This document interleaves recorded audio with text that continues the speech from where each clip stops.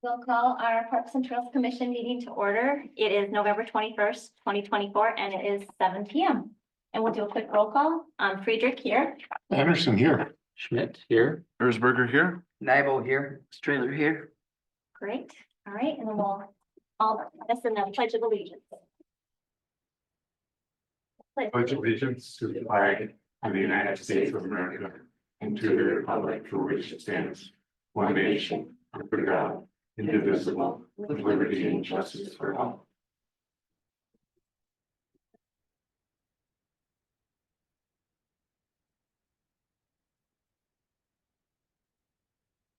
Okay, did anybody have any question on the October 17th minutes? We have to move the agenda. Oh, well, sorry about that. Thank you. Can we get a motion to approve the agenda?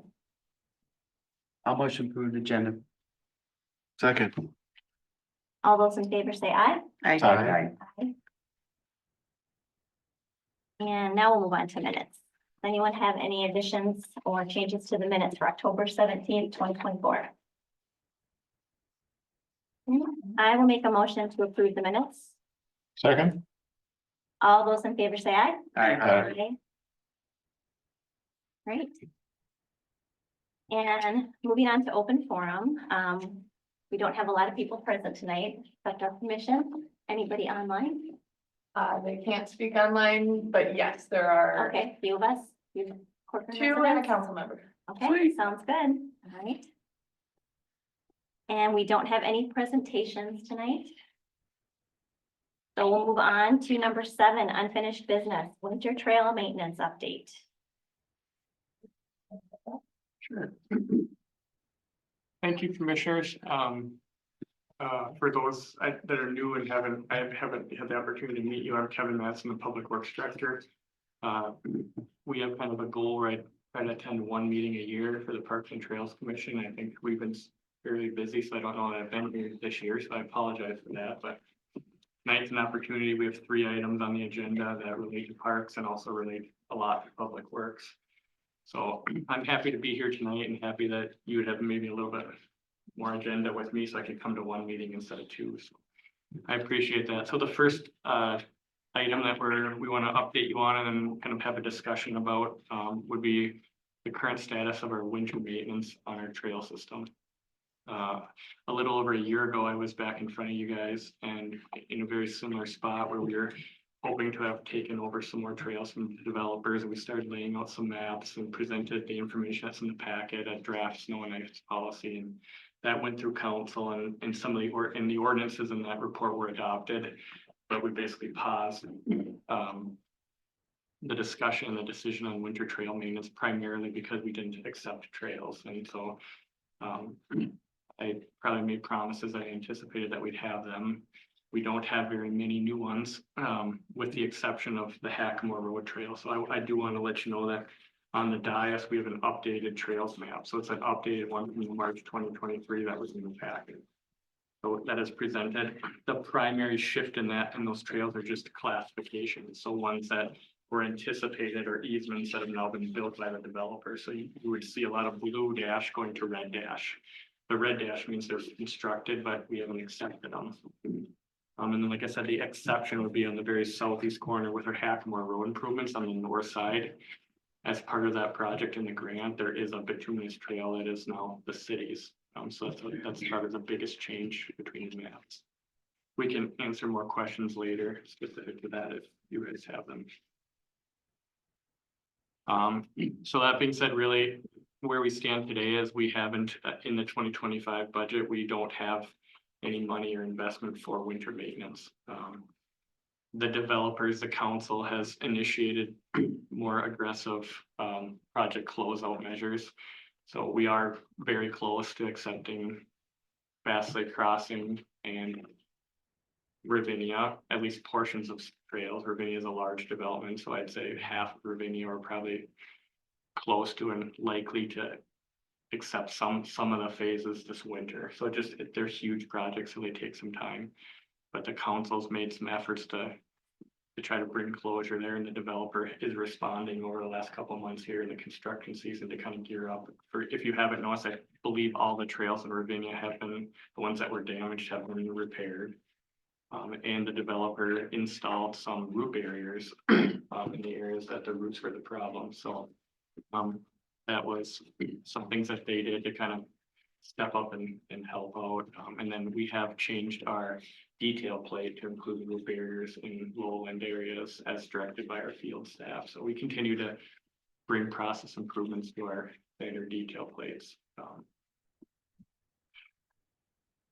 So beyond that, we have the challenge of how do you pay for an expensive obligation such as winter trail maintenance with all the other competing interests we have. So again, just full disclosure, we don't have anything budgeted for 2025.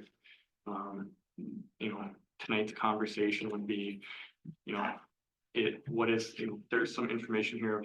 A year ago as Parks and Trails Commission, they were in favor of, finding ways to potentially do that in specific areas. It wasn't finalized, but is that affirmed tonight? Is that changed?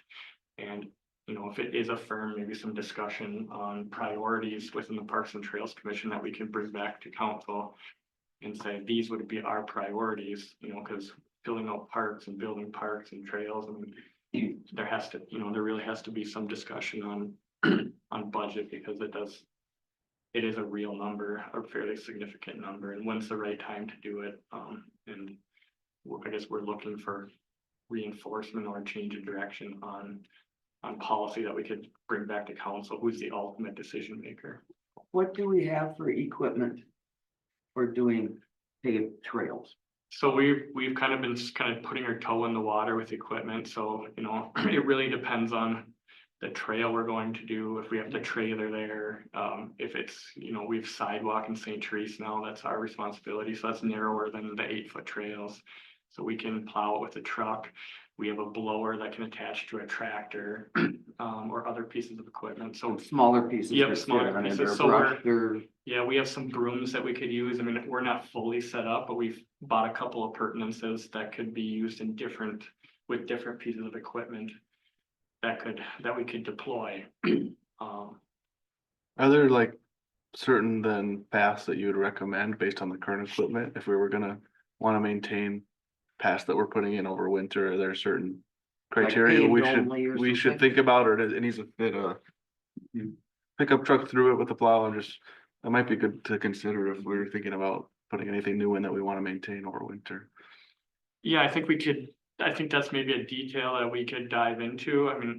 I think the primary difference is width. Like one of the biggest distinguishers is width in how much looping you have for the piece of equipment, right? So as your trail systems connect and you can trailer to one spot and do a loop, that's super efficient and helpful. And the piece of equipment that does that might be different than if you have to stop and pick up and do shorter segments.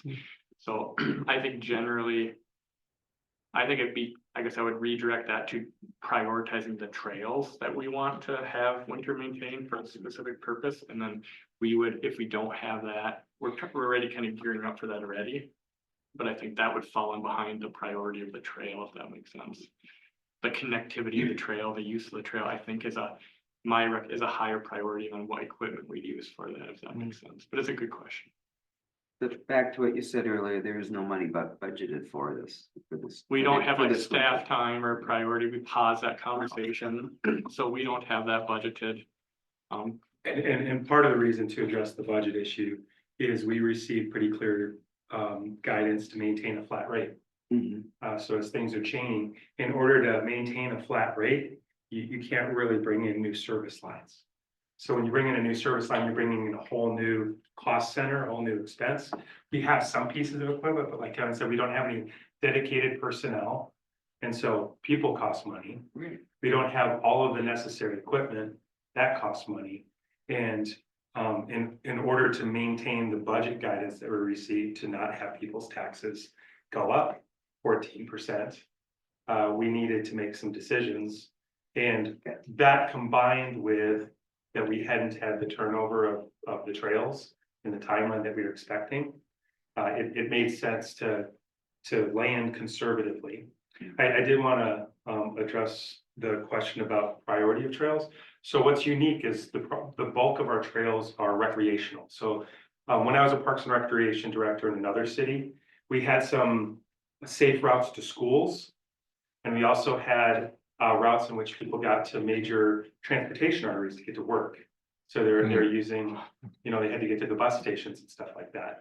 And so in Shakopee, those were the ones that we plowed. But the recreational trails, for the most part, unless we had extra time, we did not maintain them in winter. Now, what happened then is people go snowshoeing, and they do Minnesota winter sports. But that also, I acknowledge that some of these neighborhoods have an older population and going across slippery spots. That means that we are also buying materials for salting them. So it's not just clearing them. It's just clearing it in Minnesota isn't going to keep it from being slippery. And so the service standards is an important clarifying, but then the budget question becomes the constraint. So we are not going to be able to add winter maintenance of trails.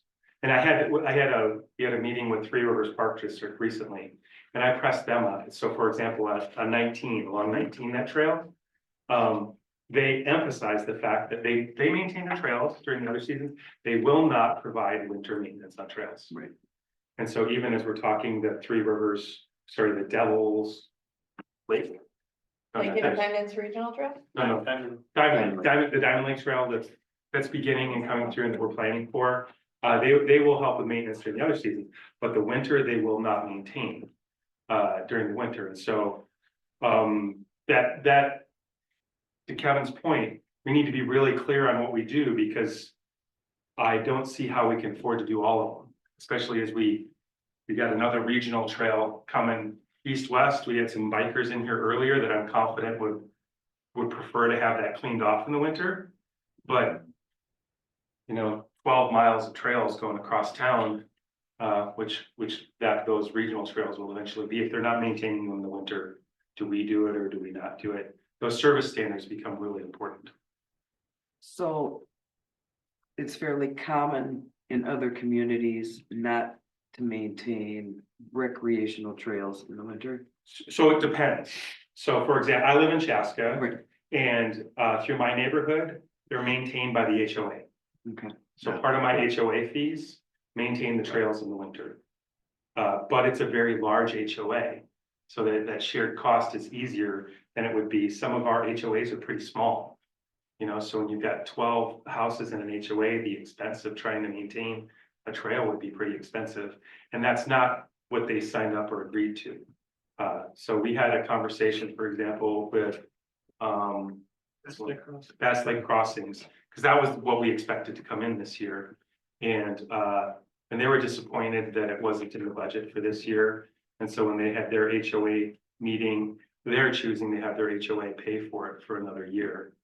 But they're anxiously awaiting, okay, what's this look like for the future? And then like in my community, we have Wildflower Park, so I think the HOA covers some trail maintenance, but that becomes, I guess, a city trail, so that's even. Again, even different situation, because that's a city trail that we then currently is maintained at least somewhat, but may not be maintained. And Kevin and I have talked about that point, I'm sorry. It's okay, go ahead. So Kevin and I have talked about that point, that if there's city trails, it's important for liability, that if we are gonna have HOAs allow, and I won't even say have them, we're gonna allow HOAs to maintain them, we have to have some agreements in there in terms of who has liability as things break. You know, if they run into something unforeseen and destroy their winter plow, who's responsible for that? Or if they destroy the trail and when spring comes and now there's a huge gap, who's responsible for repairing it? So if we were to allow HOAs to do that, we need to have agreements in place. Agreements and walkthroughs with staff. I would say, you know, once a year, okay, this is clear, we sign off. And even would we sole source? I mean, it just becomes.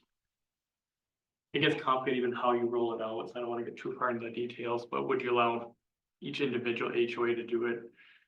Probably makes the most sense. Some of the HOAs would just want us to send, you know, I've got company A for X amount, and this, you know, the other HOA says, I want the driveways and the trails wants to be done at the same time, right? So up in Bellwether, we have the trail that cuts across driveways.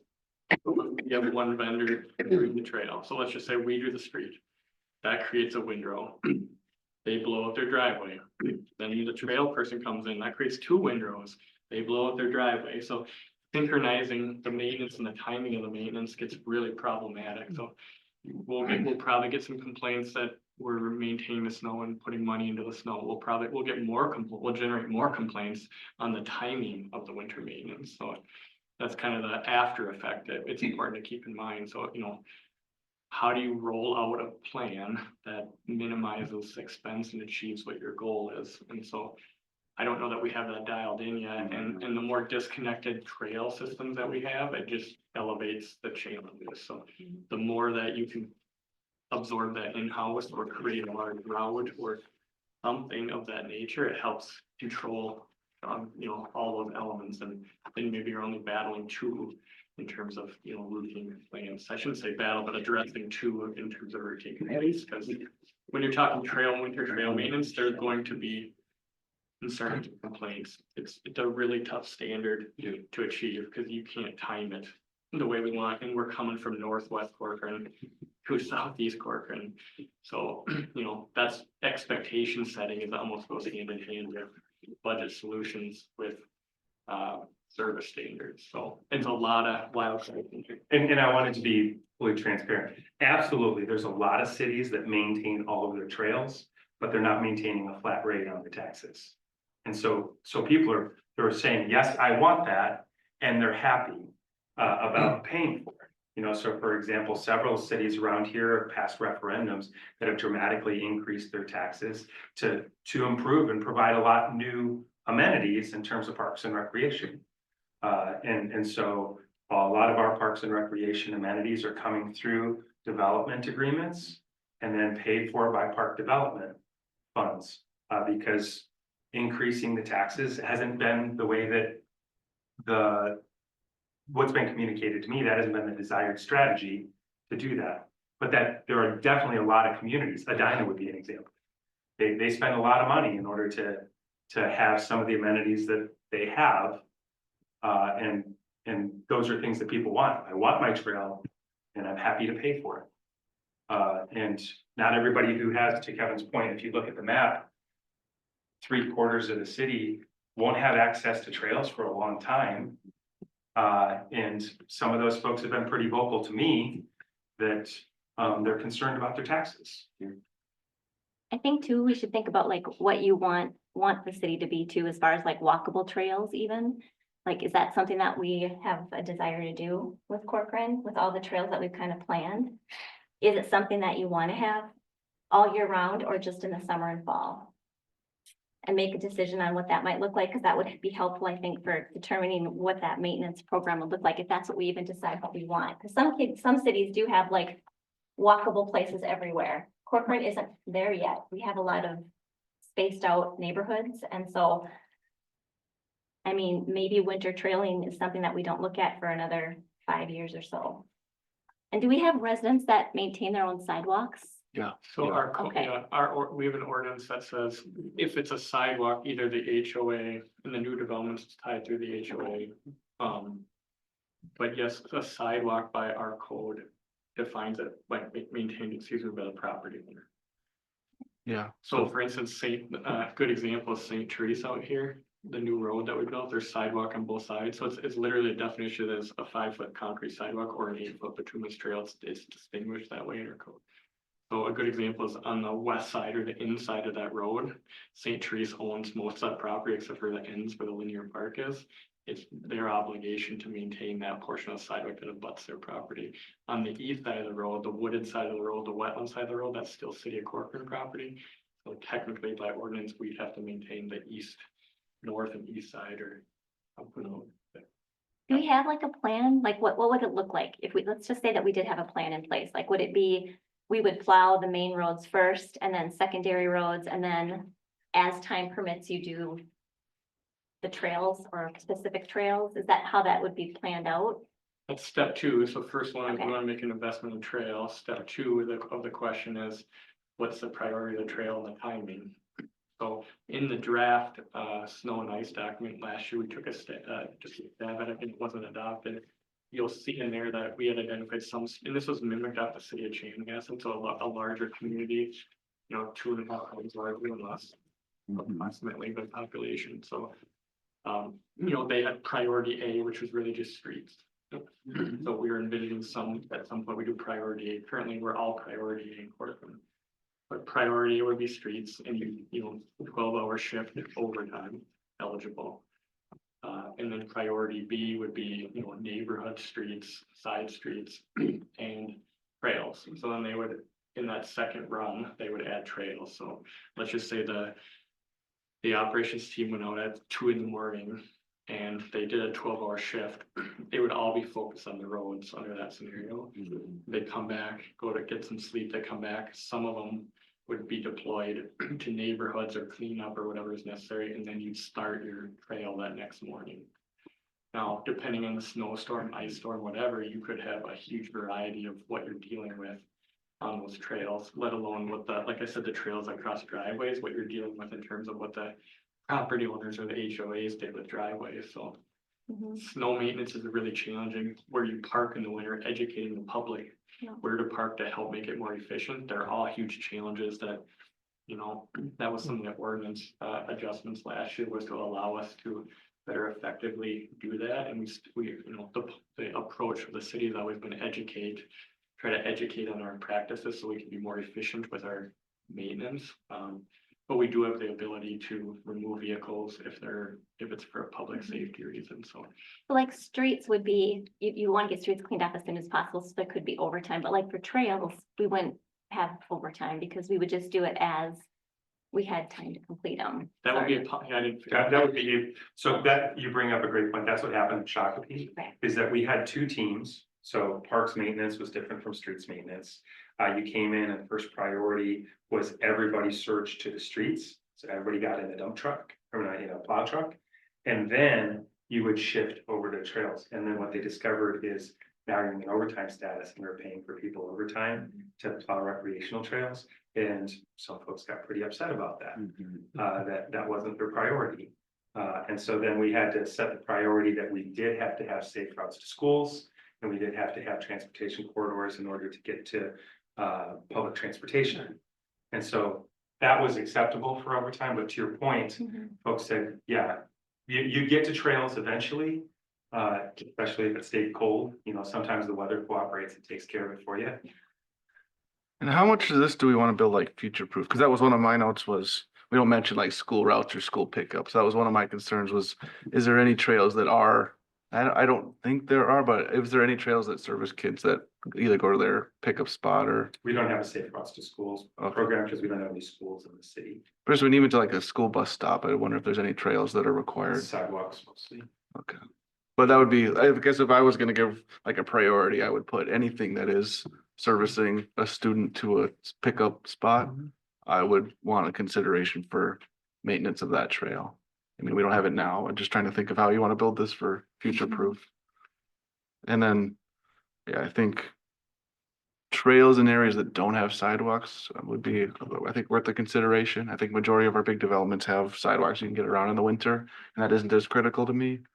But those are some of my thoughts. I live not far from 117, so I had a nice little walking route.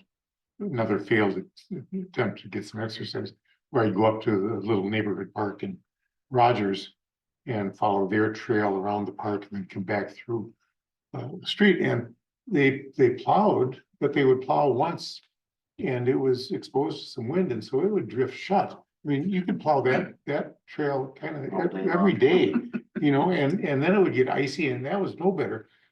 It seemed like just folly. I think they would have been better off to put a little chain across it and say, winter trail, use at your own discretion, and not pretend that they were plowing, because it really didn't serve anybody very well. And so if you can't plow a trail pretty darn close to the blacktop, I don't think it's still slippery, it's still icy, it's still a hazard. it's just sort of waving your hand and pretending you're doing it. And that seems not very satisfactory to me. I would, and we should be clear, this, either we're gonna plow or we're not. That would be, and if. I almost said, and if residents in a particular area want a trail open, then they should make that known. But the other hand, boy, you could spend, hundreds of hours in a winter dealing with people arguing about whether you ought to plow a particular trail or not. So I don't want to go down that road either.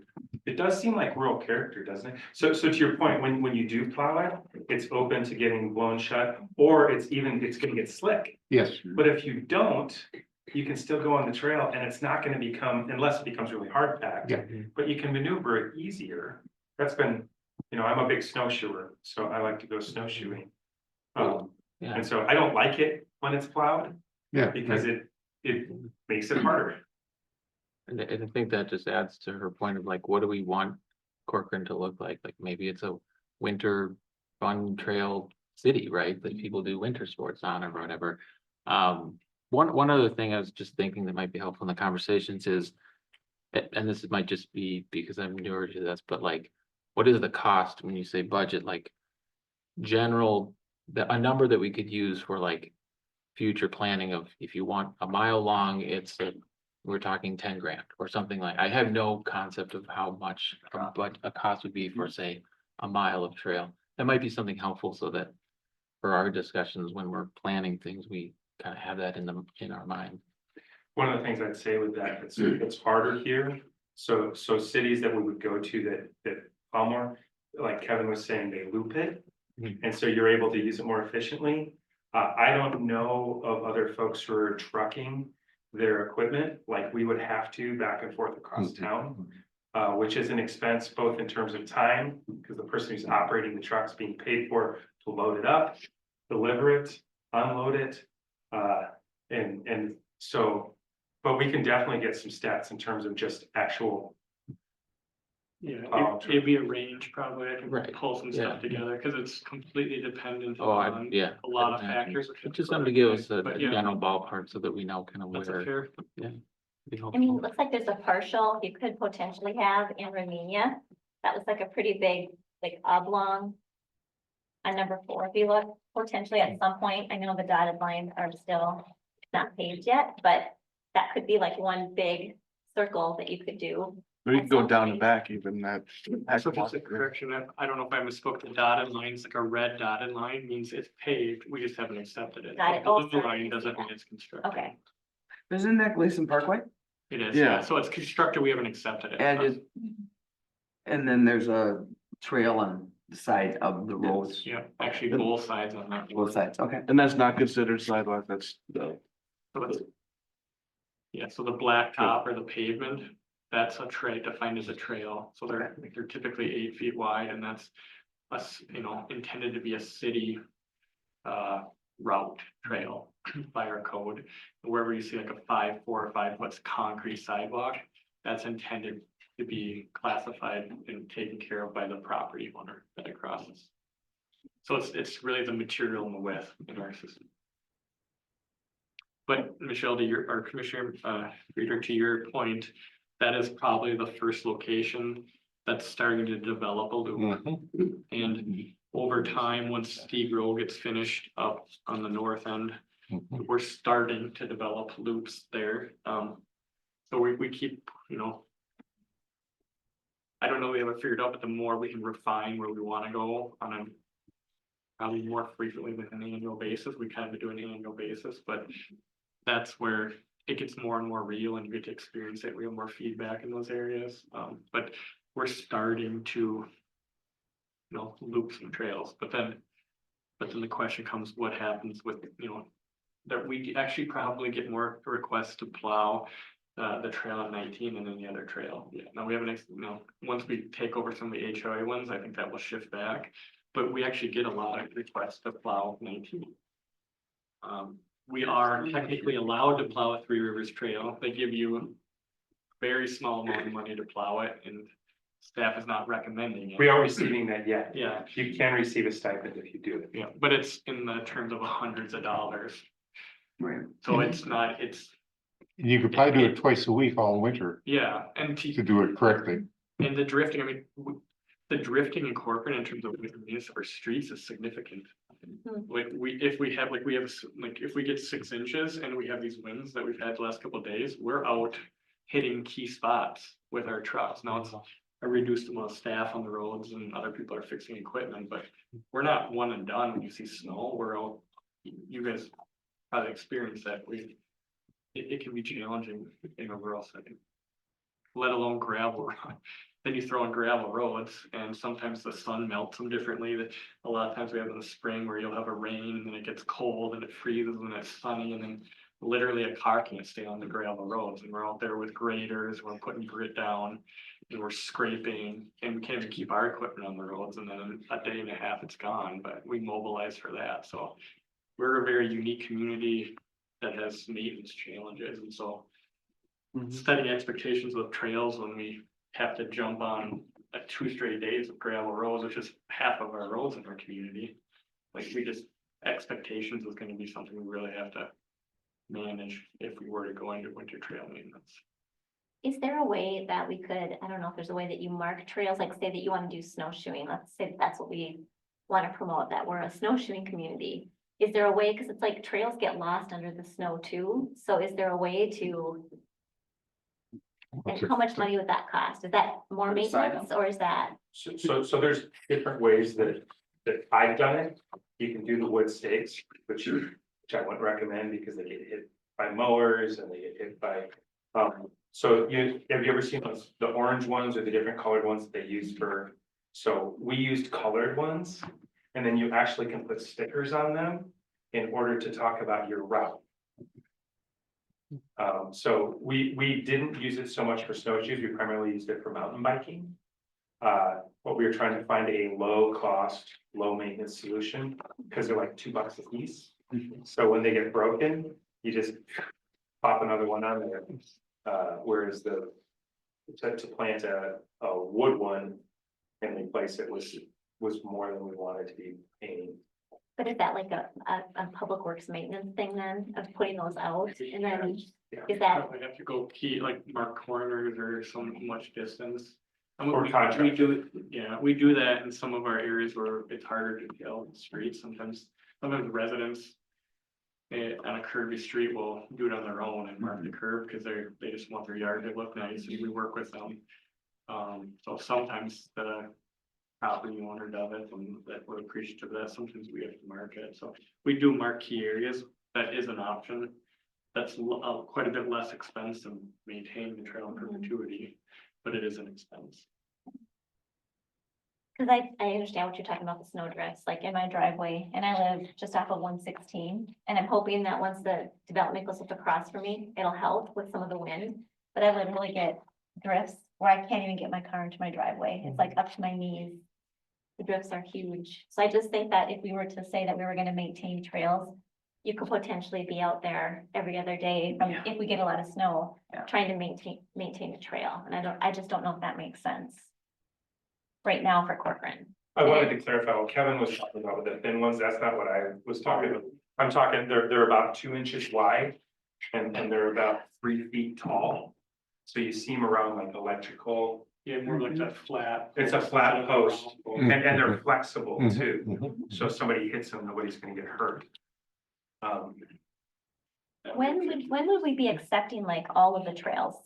Is that like a 10-year thing? Because maybe we should look at coinciding what our plan is when we're actually going to be accepting all the trails. And maybe that never happens because your city continues to develop.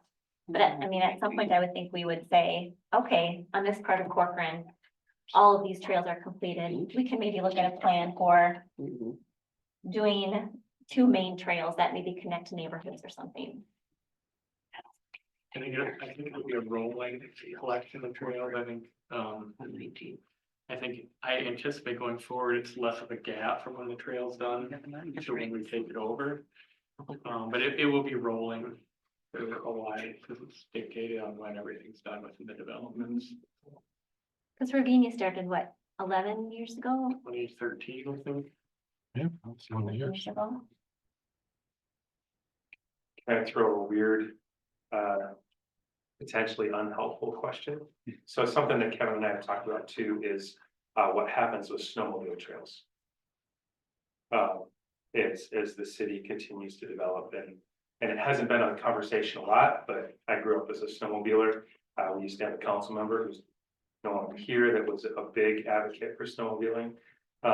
And so as we think about the rural character and we talk about trails, that's another type of trail that we need to think about. And this body should probably talk about at some point. Because as development continues to happen, the space that's available, there's ways to deconflict it. But that probably needs to be part of the plan and to communicate that up front, if that's still a desire to continue. Does that make sense?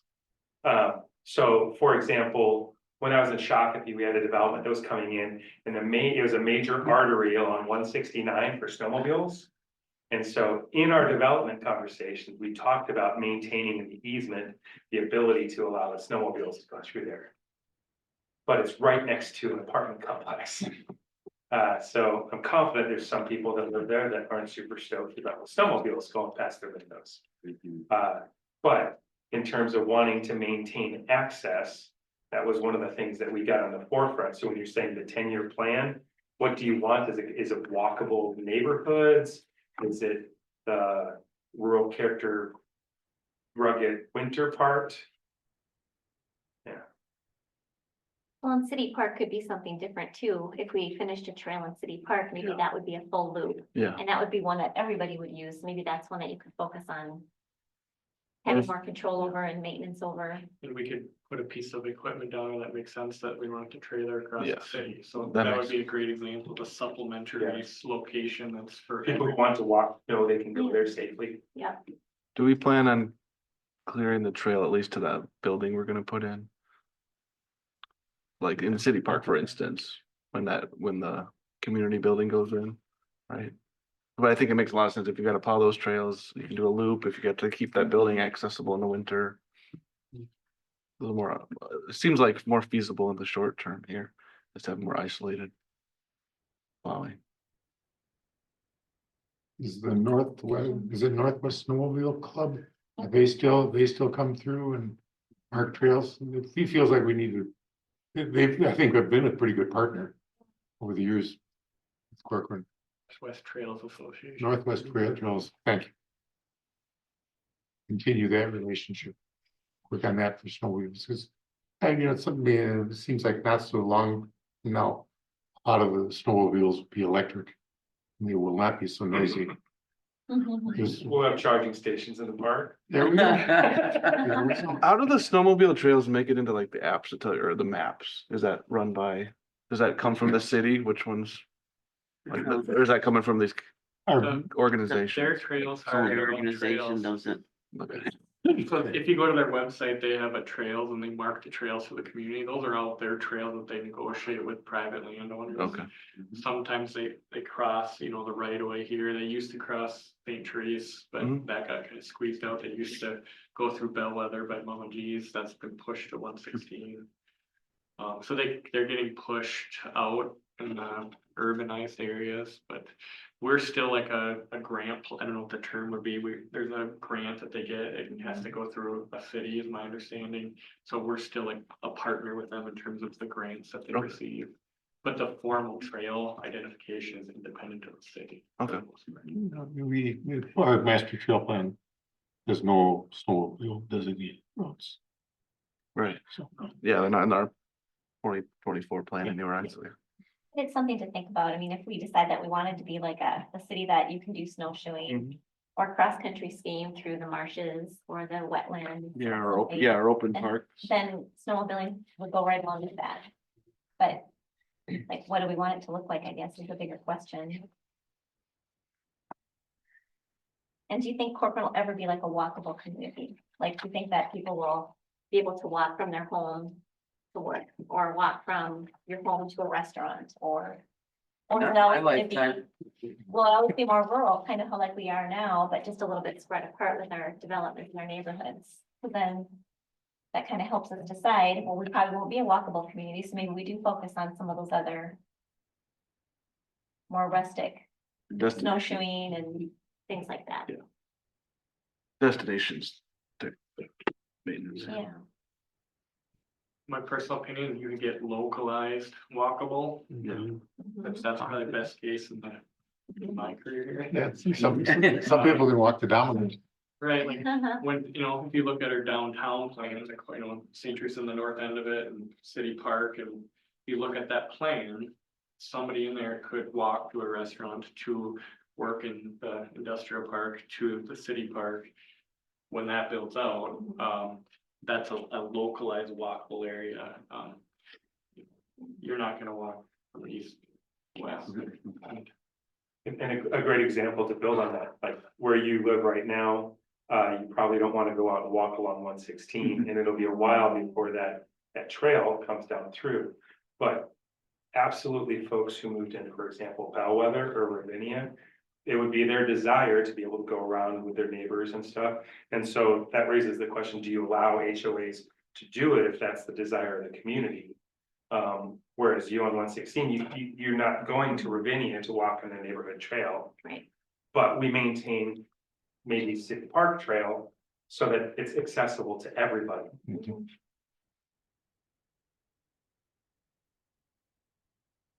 think we're all saying the similar thing.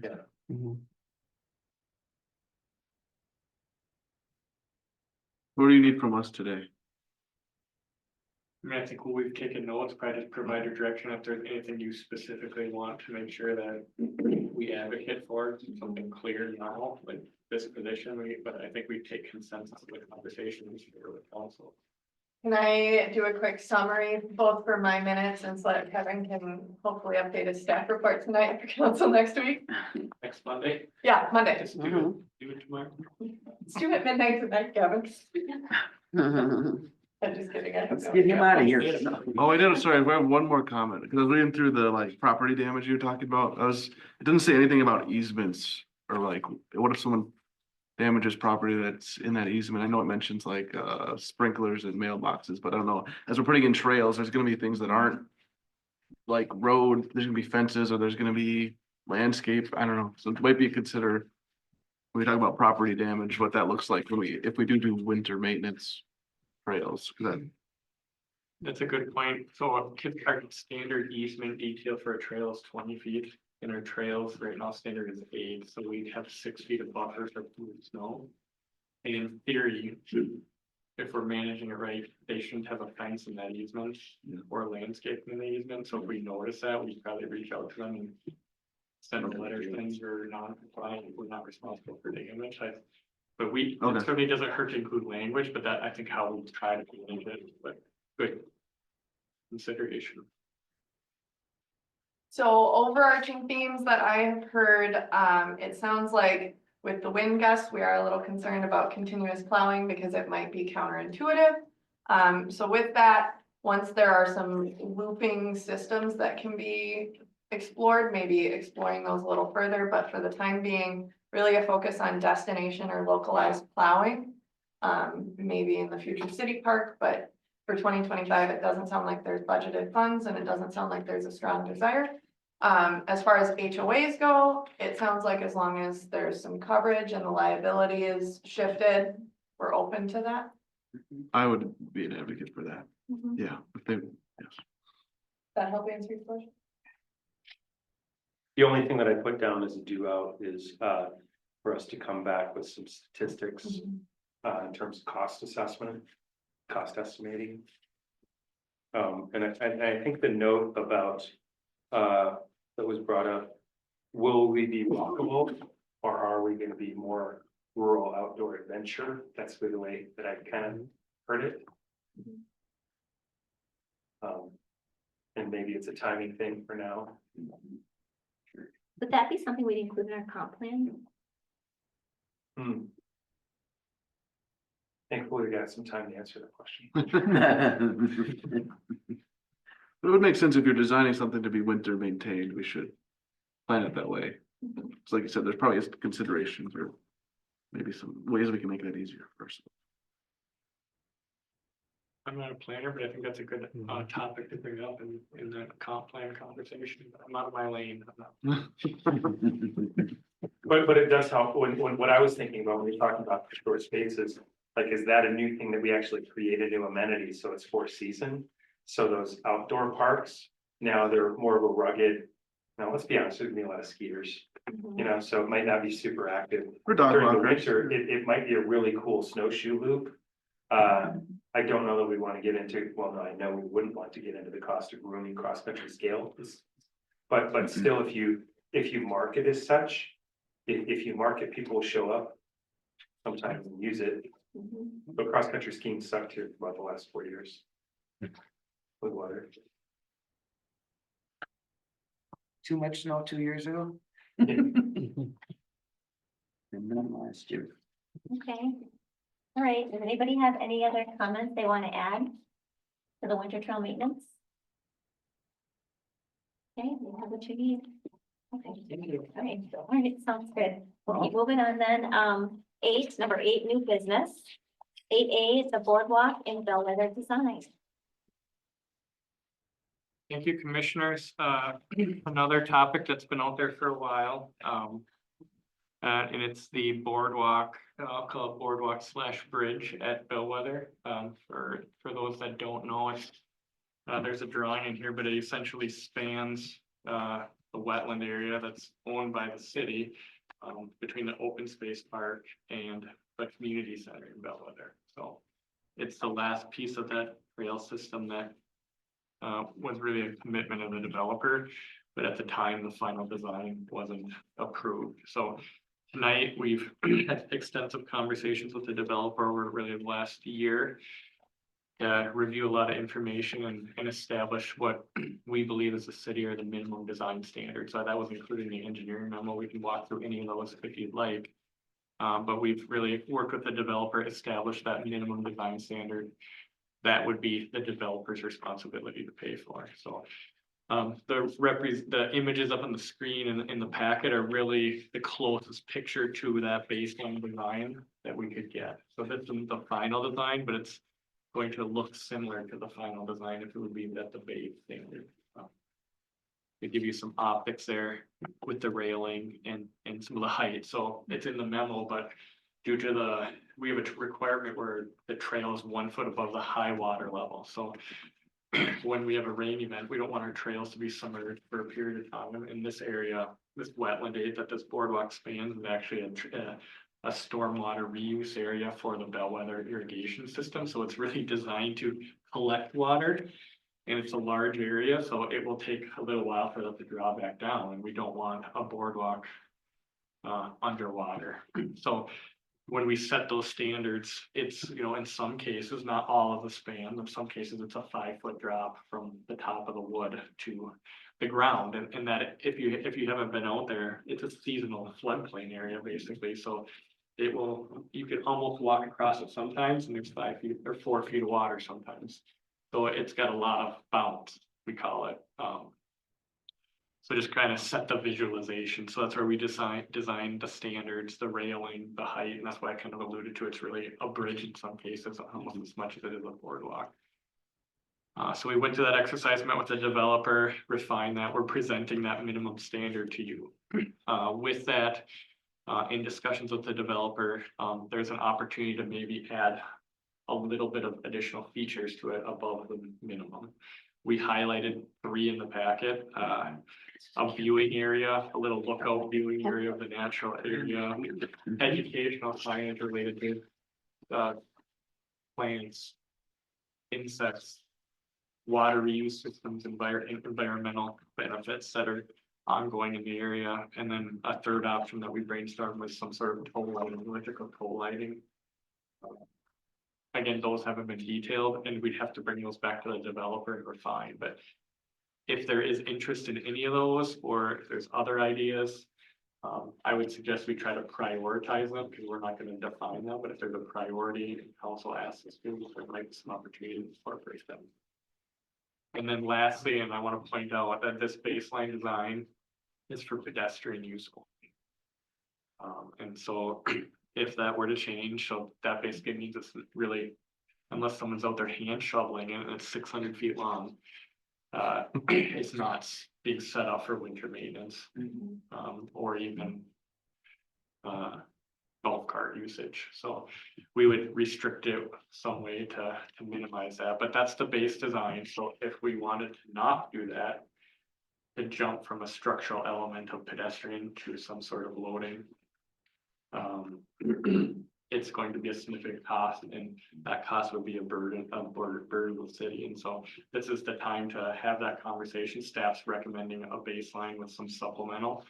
But if the commission would like to advocate for more, we would suggest identifying how we would possibly suggest paying for it. We bring that back to council. That would, under the baseline scenario and supplemental scenario, the developer would be responsible to build it. If we go above and beyond, I'll call it, then it complicates things a little further, and we have to basically come to an agreement, and we are likely being the person building it, just due to statutory regulations. So a lot there to maybe go through. I'll pause and take feedback. I have a quick question. Oh, go ahead. I just was gonna ask, like, is there a difference between how long each of these would last? Like, is there one that's more robust? Like example one looks like something you would just maybe use for construction, or maybe that's just because of how these are in there right now, and this is just preliminary. But it doesn't look finished really to me in that picture, but it's, so if that's what it's gonna look like, if I lived in that neighborhood, I would be very upset. So this example one in the packet. Yeah. And just like the wood look, give maybe a little more detail. I understand what you're saying, but maybe a little more on what element doesn't look finished, the wood. Yeah, it just looks like it's a framed, like a framed wall, almost, that's not finished. That's best I can describe it. And if I lived in that neighborhood, yeah, that's part of it, yeah. Whereas the one boardwalk 3, that looks more finished to me. And maybe it's just the angle. I think maybe there's a Things in there. scope kick on that one. Okay. That's different.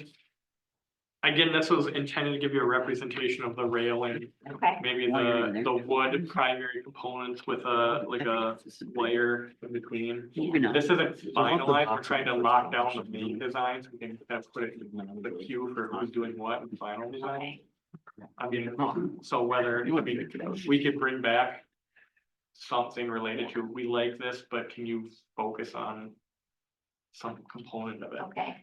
I don't know what that, it kind of, we're trying to hone down the 90% decision and let the details get worked out in the design.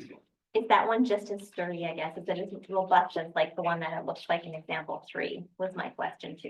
Without knowing exactly, I think Okay. they're all similar. Okay, The strength really comes from the spacing, the size of the member, that comes from your soil conditions, your loading, so. You know, if we're going across peat or poor soils, your members are gonna be larger, and I think that's gonna look more formidable to you. And this is crossing an area that there hasn't been soil borings done yet, but it's crossing a soil wetland and floodplain. There is a chance that the soils are poor, and that would result in larger members or a more robust design, so. There's a chance it naturally takes care of itself, but again, I think we wanna focus on the 90%, get back to them. When they meet that condition, if we don't like it, then we can have a conversation about an alternate or something. Again, anything above the minimum is going to result in city expenses unless we can work something out with them, so. Maybe your alternate other in here is to make it more aesthetically pleasing in lieu of a lookout, in lieu of tow lighting. That would be valuable information for us to bring to council and then ultimately get direction from council and go to the developer. Because there is that opportunity to supplement the minimum design to a certain point. okay. Tom, did you want to add something? This is really dreary. We've looked at, many examples over the several years. Had some that had a nice arch to them, a nice curve. As I look at this spec sheet, that's wood siding. Yeah. That, oh man. That really is the stainless steel wire, I think is just much to be preferred. I would have to look, this is a long bridge. And to not have something to break up that, I think just strikes me as wrong. We need something, we had a jog in it, which I thought was wonderful, which was at one point. We had a little bit of an arch at some point, seemed great. We need, I just feel like we do need something somewhere towards the middle that will sort of break that long, the ordinary looking expanse.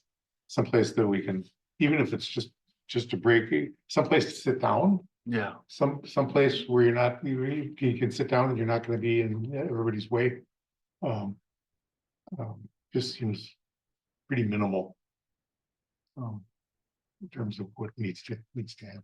yeah, my recommendation would be some type of sitting area in the middle, like a bench. When we were out there and looking at it, that's just a gorgeous spot to sit and look, and it would be, I don't know if the lookout area would include a sitting area, but that would my spot. If it could jut out and have a bench, I would prioritize that pretty high. And I think since it leads into like our open space park, I would not be an advocate of making it roadworthy for any vehicles. I don't want golf carts going on that into the open space park. From where it's accessing on the city side, I don't think that makes any sense to do any of that. So I prioritize the sitting area, and then, like you said, if it could be aesthetically pleasing a little too. Because it is leading into our park, so it should reflect what we want it to look like. Even like a composite material would, those nicer decks, the composite just look much nicer. I think the composite, yeah, it's just a little bit of different in grip, with it. So that's something that we're taking feedback now, but there's, some give and take between the materials. So maybe it's a composite railing with a wood base that just breaks up the, some sort of combination or something that we can get to. I did have one more question for you. It said it required the sides on it and everything that was up to like 30 inches above ground. How far towards the edge does that go? Because when we were out there, that wetlands probably might not be 30 inches below where that will be. I'm wondering if this fence is gonna end like oddly short of the two edges, or do we have any idea where the railings would stop, like in that picture? I understand, yeah, it would not span the whole way, so you're correct, technically by the 30 inches, but we'd have to, transition down and make it work.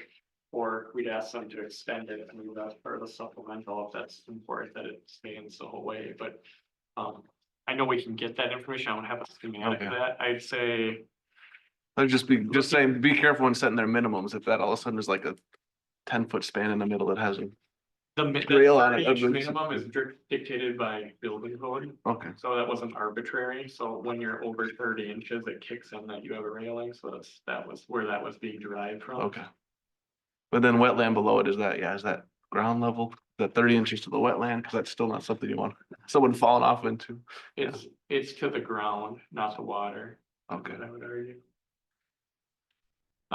We had a comment here in the, text, so I don't know the answer, but I'm just gonna read the comment. It was, related to the pedestrian bridge only spec or structural component. And it's Councilmember Nichols to clarify, which is why we are taking the comment. Mhm. Thank you. Yeah. Is he wanted to make sure that it could, equip, wheelchairs or handicap, so. I believe that, I don't know if I believe that it would, because that's, considered a pedestrian. ADA accessible. Yeah, so, Okay. that's a good question, and I believe it would be covered under that. I will It consider. it would have to.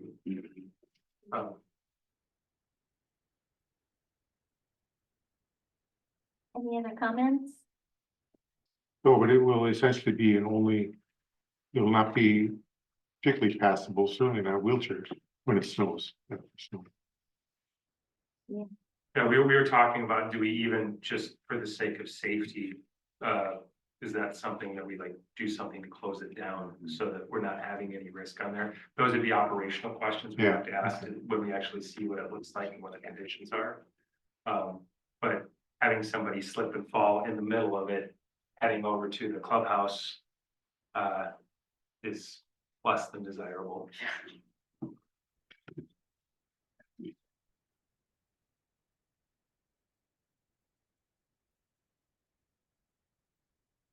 I think the pole lighting is one too. That would be nice to have some sort of lighting on the bridge so you could walk it at night.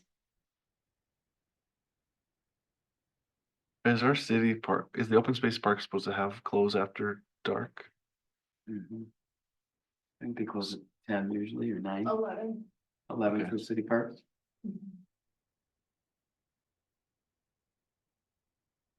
Which is quite late. Yeah, that's much after, usually quite a bit. So some go dusk to dawn, or Yeah. sorry, are closed dusk to dawn. Some go with specific hours. Yeah. And then some change their hours with the seasons. Ours is consistently, like you said, 6 to 11, they're open. So if they did lighting along there, which it would look beautiful, I like it, but would it be then solar? Being we. Have to, I mean, that could be something you advocate for. This is brainstorming at this point. We'd have to go back with the developer and they're trying to value it, but you could say lighting only if it's, I mean, it's a recommendation from. So. What if Yeah. you're, I mean, to me, it would have to be solar, I think it would look great, Yeah. but. Be either paying a bill of some sort, I mean, still gotta maintain Yeah. solar, I mean, they go out or whatever, but.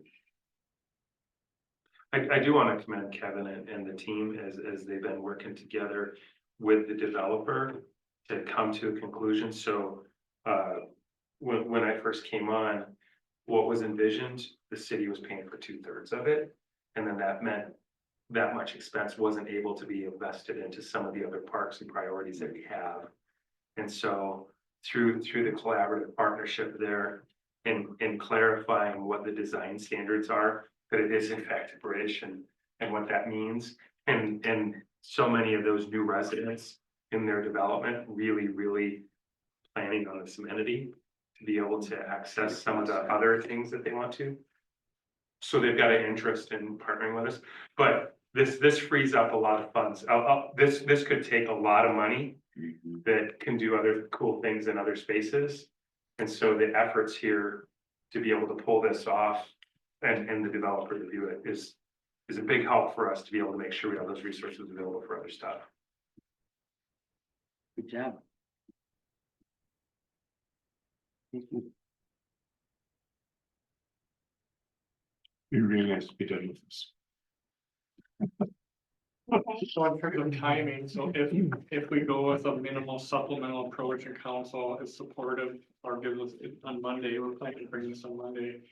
If that's the scenario, then we go to the developer and say finalize a design and it's in their queue, that's been solved. It's technically the condition of the preliminary plat required to go back through Parks and Trails and the council before we go, so. If in the next 72 hours-ish, not counting your weekend, we get some direction, then, we know it's back in there and we can work with them to go forward. We won't know yet exactly when, it could be done. I know they want to go as fast as they can, but there may be permitting, there may be an unknown with soil borings, but it's at least a path forward where we have conclusive direction. And so we've been really working to get to that point, so. But I see the next time we do a boardwalk, we'll do it differently. We've learned some lessons learned, but to be frank and clear, but They don't last forever, so Corcoran will be significantly more built out. And our tax base may be able to do something better the next time. Or there might be other future developments with wetlands. It's true. And We we, do have a little bit of wetland too. Yeah. it's true. It's true, we do. But I mean, I don't know if, I guess a closing ask of me, it would be of the, I guess, just affirming that baseline is what the recommendation is, if that is the case, and then some sort of priority of any of the supplemental elements, just, if one doesn't work and we, even a rating and we can come back with the final design and say, here's how we got to this point and what we thought, but some sort of prioritization of the supplemental would be helpful to both council and then the team as we work with the developer. Because say option A might be too much, but we can do the second and third option at the same time. That might be an outcome. So I do think some tiered approach, or it's just look out and bend and bench and nothing else, and railing and nothing else matters. So some sort of direction on the supplemental would help us.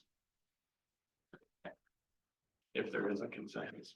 I would put lookout and bench like Yeah. as Yeah, number I one. would like that, Yeah, and I then the agree. lighting. Is there a number two? I like boardwalk example number 2 the best. It just seems more sturdy and more robust. Like visual upgrades or So maybe number two would be, so number one would be some sort of breaking up of the boardwalk with a lookout and a bench and maybe a railing conversation. And then the second one would be some sort of aesthetic improvements to maybe a composite substitute in one element or something. And those would be, and then maybe electrical will be third, and I'm seeing educational signage is fourth or off the list. Yeah. Fourth. Or off the list. yeah. If you do want to go see it, the second example is 9 Mile Creek. Goes through Edina in Bloomington. It's a Three Rivers Park Trail, I'm not Creek Trail.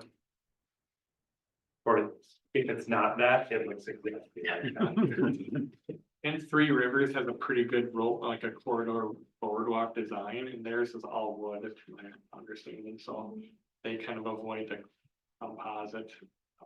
But doesn't mean we can't, just giving you an example of maybe an entity that has a lot more of these conversations and experience than we do, so it's a good resource. Is composite gonna be more expensive? Yeah. It's more expensive too, you know.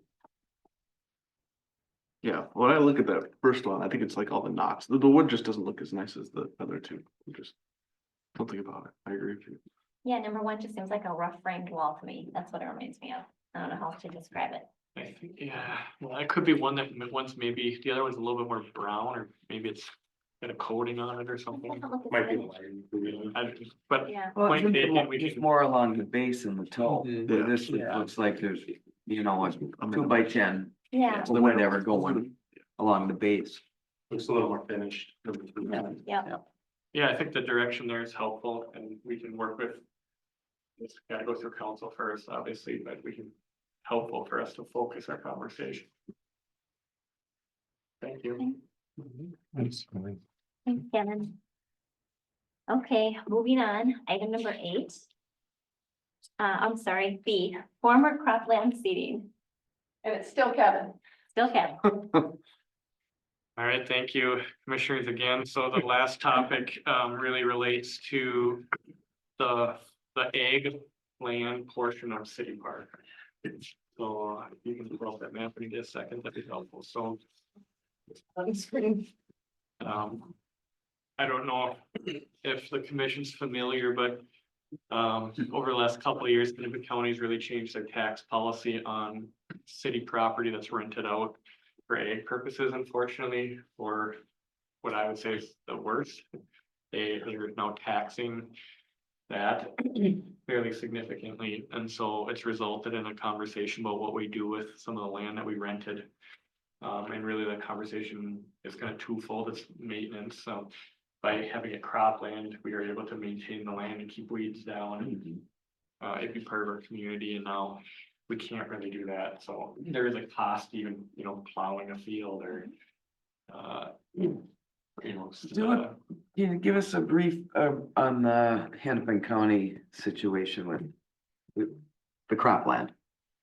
Is it just a real brief on the changes? It's just that they're taxing a consumer if they produce a product on Okay, essentially a very high level, so before they wouldn't, I guess, pay attention to it. And they flagged it as a policy change, and so now they were assessing a tax on, I believe, the producer. And then that was a change in our contract, and then the city council elected to cover that, and then we wanted to revisit a plan. And it was fairly significant, I want to say it was in the, Michelle, it was like 15,000. Yeah. So not insignificant in 1 year of a tax for doing that, so we identified, you know, we had City Park, we had where St. Teresa's as a Right. ag field, and we had the properties north of City Hall here up by 116, that's primarily our floodplain, so St. Teresa and converting that to a linear park in St. Teresa kind of removed that problem from us. But we still have City Park and we have 116, so 6 months ago, 9 months ago, council focused on the conversation on what to do with the 116 properties. That's the information you have in the packet. It was really just carried over from that. We looked at a bunch of different options. The reason we focused on there was we wanted more conversations to happen at City Park with all the master planning happening. Let that get a little further along. And really that area up there is quite a bit more natural and disconnected, so we thought that that was an easier lift in the beginning. So actually at the last council meeting, we approved a grant agreement with Hennepin County to convert that to, and that this information is in the packet, but basically to have a 10-year program where that's 90% paid for by grants through the watershed in Hennepin County. We pay 10% and we get in-kind work. So if we do any maintenance work or plowing, it counts as a match. So really for on an annual average basis of $1,000 a year, we can maintain that. And it's also converted into a habitat, wildlife habitat, plant habitat. So we can get out of that in that scenario. There's a bio, but we don't envision anything really happening there for 10 years. And like I said, if it did, we can negotiate that bio with anything that happens around it in terms of future development if necessary. So we thought that was a good viable plan. It just got approved. It's too late in the year to really do anything, but come spring, you'll see action out there and it will be converted into a natural habitat. As the information that was in here, we put the work plan in here as an appendix if you want to review it later. And let us know if you have more questions. So now we're pivoting back to City Park. So we get to today is, what do we want to do with the property in City Park? There's really 4 fields here. We know field 4 is likely to be part of the project, so we're not really talking about that, but what do we want to do with fields 1, 2, and 3 on the screen? Is there a plan? Is there a goal? Is there any desire to do some sort of program, like grant assisted program, and commit one of these fields to, if they're eligible, to some sort of program where maybe significant part of that could be offset through a grant. So, the steps would be as we work with those agencies, apply, really staff investment only. They bring back a plan and we know what the commitment is before we move forward. So it's a staff exercise to find out if there is a viable plan, but would you support it? Would you support,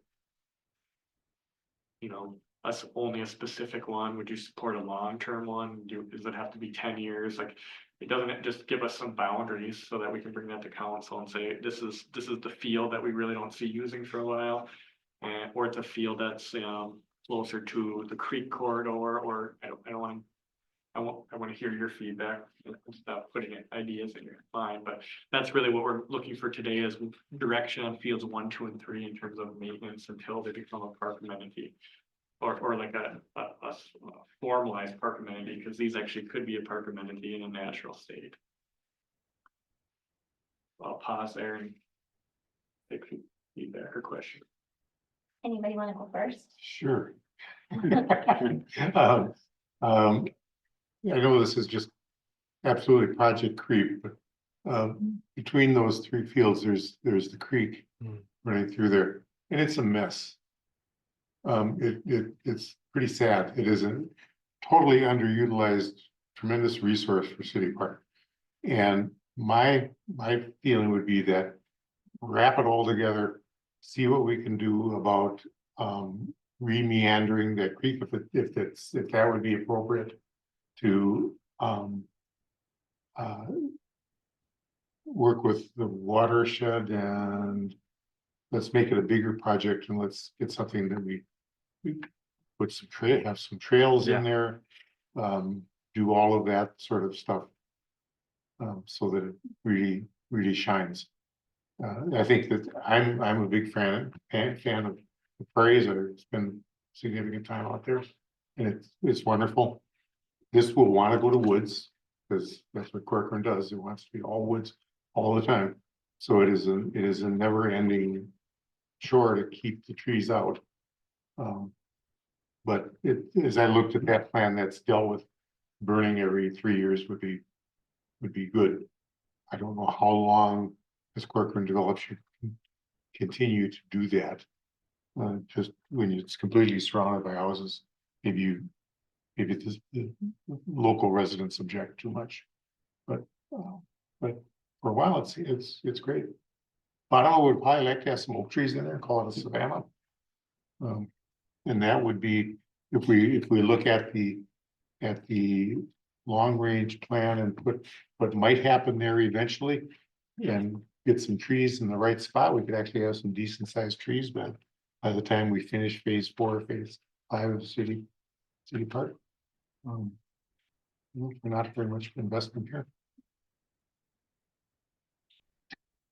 Sorry. The whole Savannah is really interesting. It is, it's very, very interesting, and really pretty and just, adds lots of the, I haven't seen any agencies that have been intentional about starting.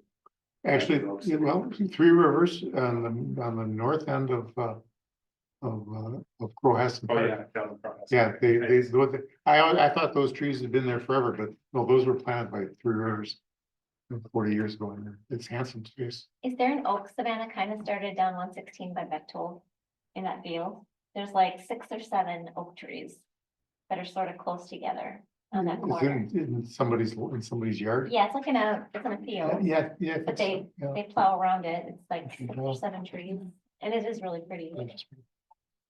There are some. I mean, when you meet with the grant, folks at the Hennepin County Environmental, or there's other ones with the wild, the National Wildlife organizations.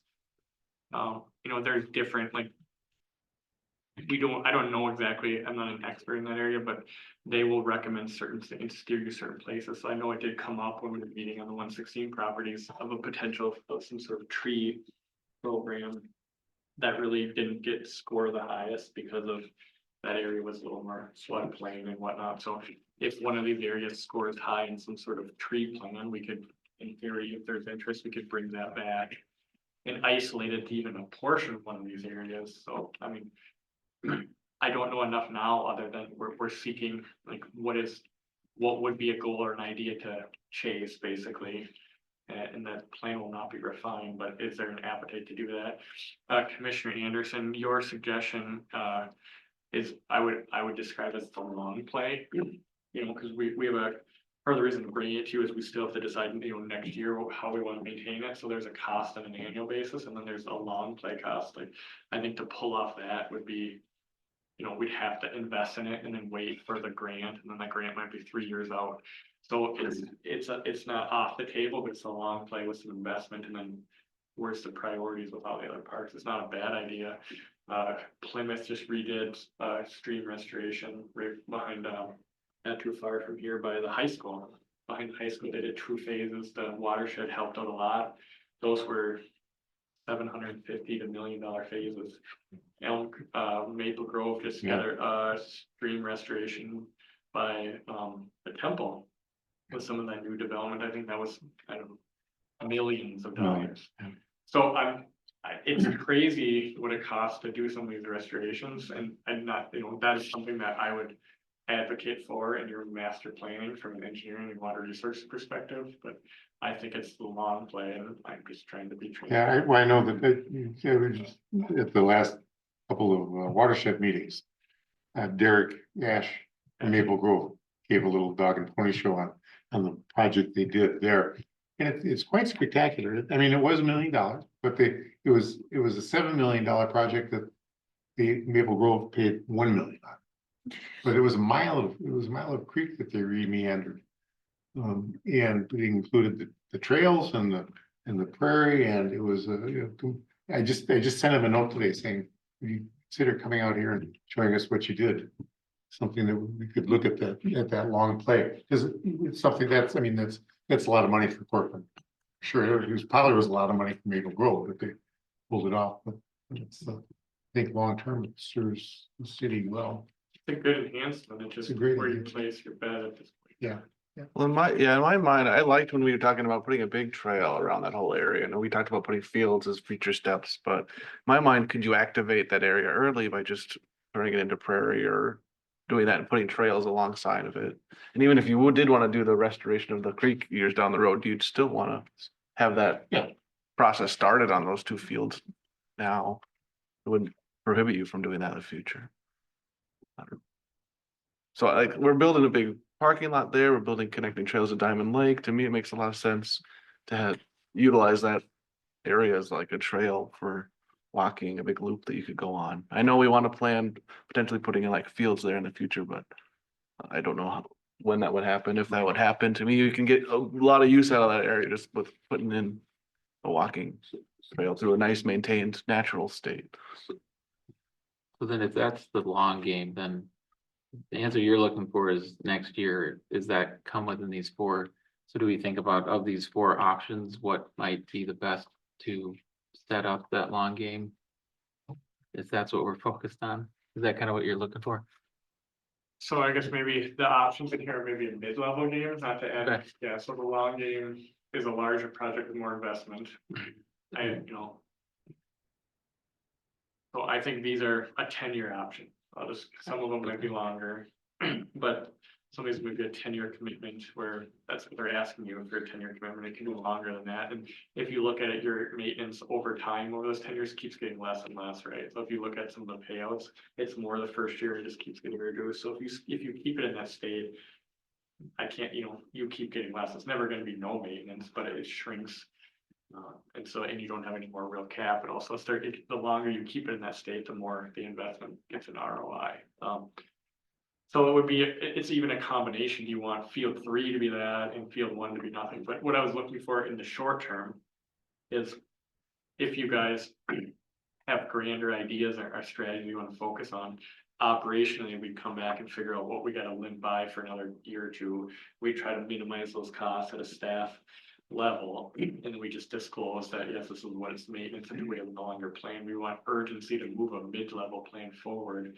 But if there's a real desire by parks and council to investigate that, we try to identify something that limps us through for a year or two, obviously shorten that as much as we can, and then get the ultimate outcome in there. So it's kind of moving pieces, so it is important to know where you want to go, but then depending on where you want to go, we have to figure out how we bridge that gap in the short term. So if there's a strong desire to do a short, mid, or long, then staff would identify a plan that would just cover maintenance until that can be implemented. Again, any council approval. Okay, you got it up there as fields. What are we talking about in acres? I have that, not in this information, I don't think. I feel like it was like 27 acres-ish. I don't see that feel right. And so what, and then what are they charging are they charging us to plant those acres? Or are they? So the example, you can maybe look in the staff report. I think it was almost 50-50. If you look at the staff report, we had an acreage in that old plan. Maybe it's even in the, This parcel 2, fields 1 through 3 on that, I'm not sure, third page, 8B1 says 16.8 acres. oh, down here, yeah. That's Thank you, good. Michelle. That's at 16.8 acres as fields 1, 2, and 3. Thank you. And then, so how does it work? What's it costing us to put this native grass in? So we don't know yet for this. So a relative comparative example is what we just signed with the 116 properties. Yeah. We do have this program just officially in place for that. That is a 10-year commitment. The whole project is roughly not just under $100,000 for a 10-year commitment. That includes field prep, seed, planting, and maintenance over those 10 years. We're paying $9,000 and change, so 10% of that. And then the other agencies and grant folks, Watershed, Hennepin County Environmental, are covering the other 90. So in that case, they're buying the seed for our field, and we're Alright. really just covering the maintenance. So if we go out there and maintain it with our operations team, we have standard rates, we keep track of hours, and we use that as a match. It's called an in-kind match. If we need to do something else or buy something, we might have to have a small contribution, but over the 10 years, it's projected that we have a $9,000 commitment over 10 years. So roughly it's costing us $1,000, and that could be in-kind work for that field. The rest is all covered by other agencies. That one program with Hennepin County Environmental is typically a 90-10 split if you're eligible. So they evaluate your field, they evaluate the benefit, they bring it to a board, they vote on it, Watershed votes on it. So it took 3 or 4 months to get through and approve. They had to do a site evaluation, they did soil testing. They have to prove that it's grant eligible. So there's effort, but we don't pay for that effort. Okay, We don't pay until we sign the contract. So other than staff time. how about the burn? What does that cost us? Well, the And how burn, I often think, do we is do actually it? their obligation. They have people that go out and do it. The burn is just staff time to really manage it, and they do that pretty routinely. You usually notify the fire department, and they help you. You don't do it on a Yearly? everything, whatever the program is. 3 years. 3 years? And that's because of the plan that they identified. So if you do like some sort of tree plan or prairie and that's eligible, there's a program out there, you might not be doing a burn. So it's customized to each property and project. So that I know. I'm trying to compare what's going on 116 to here. There's probably some similarities on the creek, but if there's an upland area or something, it might be a whole different maintenance program for that investment. So that gets established by professionals that know more than me. But we would not be committing any resources until we sign the final contract, which would be months from now. And we'd have a detailed plan before we sign that contract. So they And come out- emphasize- Go ahead. They come out and they maintain they do the dirt work, they do the planting, they do all that, or we do that? It's a combination, so we work with them and identify who's doing what, and really, there's some things identified, like they're buying the seed, like they're paying for the seed, we might plant it. Do we have the equipment to do that? We could rent it and plant it, we could quote it out to someone to plant it, and that would be an expense that we pay for. There's different ways to achieve that work product.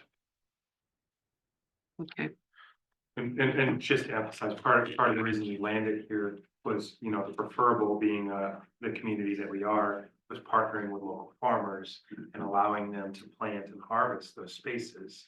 But not only, it was becoming detrimental to them because they're hit with this tax bill. right, exactly, I get that part. And then we tried to go out by council direction this past year in January with cropland bids that would cover the cost, because it cost in 2022, or sorry, in 2023, it cost Corcoran about $15,000 in taxes. Mhm. And so to try and forego that, we were looking, can we find anyone that would, and we got no bids. And so then we were in a bit of a pickle, like, okay, what are we gonna do with the land? And so then as we were looking at it, all right, if we're gonna come up with a solution, we need to come up with a solution, not just for 2024. We need to come up with a solution that's going to be able to be Long-term. sustainable Mhm. over time. And then as we looked at the different proposals or the different alternatives, it was what aligns with the vision of the community. And so restoring it back so it becomes a natural habitat, natural environment, seemed to align with the community's identity. Rather than some of the other alternatives that we talked about, so we talked about just planting grass. Mhm. Well, driving down 116 and then seeing 3 fields of grass Mhm. is a little weird. Well, it takes a lot of maintenance to do Yeah. that. It sounds just like Corcoran. Yeah. And I would argue it costs us $1,000 to, basically mow that, and Yeah.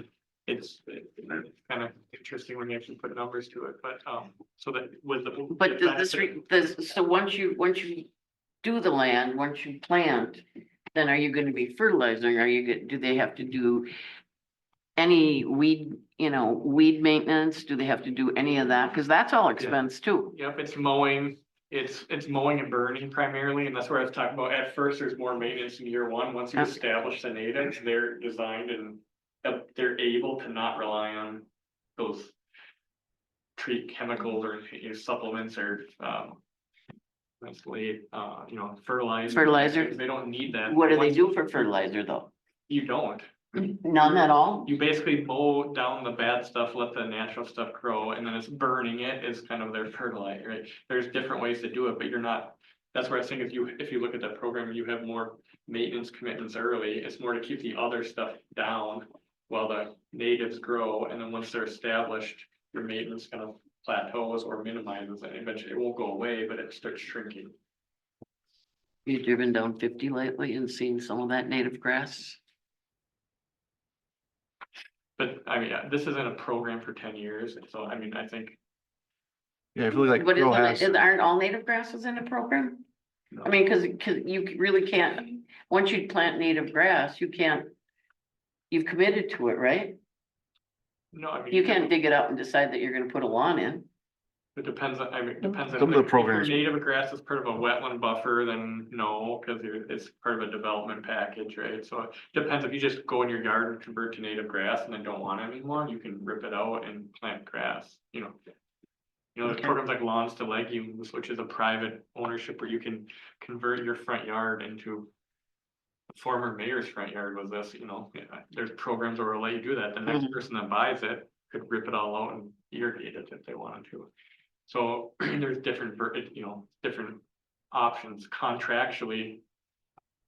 You know, someone's helping us maintain that for 10 years. Okay. After 10 years, we have to do it ourselves. Make a decision. But at that point, or roll it over into something else, but at that point, the maintenance is, it's not zero, but it's way less than it would be if it was like it is today. How did they decide what they're putting in for the first part, for the first plant? I mean, They have, they decide it all or? yeah, they basically go out and evaluate it, and they present a plan, and you agree to their plan if you want that thing, you know. So they identify all that, they do soil borings. they do- According to what the soil that you have. And the habitat, the flood, I mean, they evaluate it, they bring it to a board of professionals, the watershed type technical agencies, and depending on who's contributing to the grant, would have a say, so.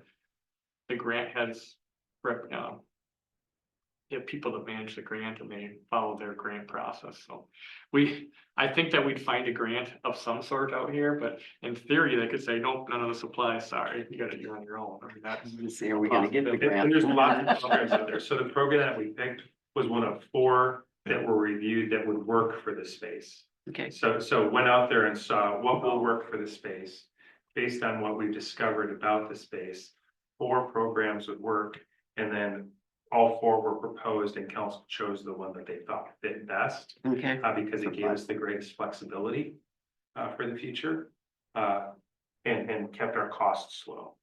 And so the whole strategy was to do something with the space that aligns with our vision and values, that also didn't have a lot of overhead. And we do better in this case, as Kevin talked about, we're bringing other partners to the table that are bringing their expertise instead of us having to pay Yeah. for that expertise. Okay, Yeah, the over at Cohasset where they've had prairie reintroduced for 40 years now. They don't do any mowing, they don't do any fertilizing. They do walk it in the spring mhm, because it keeps wanting to sprout trees and they will spray individual trees mhm. to just keep them keep that in check. But by burning it, it refertilizes itself. Oh, there they add new seed every time they burn to replenish that, and that's not a bad option. It is And beautiful. then they have a program where volunteers pick seed in the fall, sort it, and then they make a new mix that they spread the night after it gets burned. So Yeah. that's pretty self. I mean, if it's maintained, I agree, it is Yeah. beautiful. Yeah, But when and- it's not maintained, Well, in drive down the road and look at there it. are some plants, It looks when we horrible. planted this little garden out here, the Monarda, the bee balm grows much faster and it shades out other things. Mhm. What we should have done and what I saw the plan had is that you mow it when it hits 12 inches, you mow off a couple inches. And that gives some of those slower growing plants a chance to thrive in those first years. That's the tough years. And then once it all hits sort of balanced, then things work really pretty well. Mhm. So thinking like 15 years on the foresters of Hennepin County. Like, how long is it gonna be before that field 1 is starting developed with the city park? Or is that like years down the road? Cause it's like, I wouldn't wanna put trees there, like do a oak savanna if that was a good area for it. And then have us come in 15 years and say, okay, now we're gonna cut these trees down. Oh, they scream. So like, maybe think about that, That's exactly, yeah, exactly. but if it's gonna be 30 years. Here's what I'll say, keeping in mind that once we get through phase 1, we then have how many other parks that still have to get developed. That's right. How long, and to be fair, will it take as long to develop those future parks? I don't know. If I can tell the future, I wouldn't be working here, I'd have a lot of reasons, but. You would probably have If we- 15 years. if we- at least. Mhm. Because then you still have to get the money to develop that area as well, and depending on what the vision is. Cause it might be nice to have that in field 1, more trees. And then maybe the grass in field 3. And then field 4 is that whole area, like I'm having a hard time envisioning where the park. That's Or right, master plan. that's right where the pickleball courts will be. Mhm. Okay, Yeah, that's. In the South Dakota pickleball courts. on the bottom, right? At the bottom. But like on the top part, would that be an area that we could maybe turn trees, make trees into, Or like put the a top giant- circle? pile of dirt and make it a sledding hill. Keeping in mind, there's what? I think you- That's like under, I think that's what. Housing development. What you guys want, what's the envision of the park? I mean, I think it's close enough to the action that I would probably. Yeah. We're showing it taken off of the conversation because it's close enough to the action. Yeah. Whether it's dirt balance, whether it's a temporary sledding hill, what, I just think it's close enough to what's going on Yeah. that it just makes sense to take it off. And so, focusing on more restoration ideas, fields 1, 2, and 3 might make more sense. I feel like trees would make sense in that field 1 because there's a neighborhood behind there. You still have to do something with what's between the trees, at least for several Yeah. years. Mhm. And then But you get another dirt when you got potential way to trees. think about it is field 3, if you're talking long-term stability plan. Might make sense because of where it's at and there already is some. That's gonna potentially be able to stay oak cement, Mhm. rather than. Field 1 lends itself pretty easily to athletic fields. yeah, I agree. Uh, Is there a way, I know some of the timelines were like permanent or 15 years, that would be my question, is there a way we can restore it to like Prairie, for instance, so that it's usable now if we put a big trail, but if we change our mind and want to start putting in fields, we're not excluded from that option 15 years from now? Cause I think at least one of them said like permanent stability is required for the grant, so I think as long as we're not signing up for a grant that says now you're locked in. So there's Forever. exit strategies. Okay. That's what you said about the other one, so I think that makes sense for, So if that's a Field 1. consensus, we can just tell them anything in perpetuity is off the table, so. Let the Yeah. research grants allow us flexibility, whether it's 10, 15, 20 years, whether it's. If it is 20 years, we have a bio clause and Yeah. it's identified ahead of time, and the bio clause usually means you just repay back the commitment to the grant. So you would be able to make a choice, right? Like, I wanna remove that for X amount of dollars and. The feedback of the community, but like we make sure that we understand the contract that we're signing up for, and so. With it being park property, I would always advocate, and we've always done this as a philosophy to date, as. We try to keep as many options open as possible, and we don't know what the future is, so that's what my recommendation would be, it's in line with what you said. But anyway, these are just ideas to the 116 properties, so if there are ideas that you would like staff to pursue, we would ask council to. Also pursue them at a staff level, and it's a minimal commitment. To do that, so I don't, it's.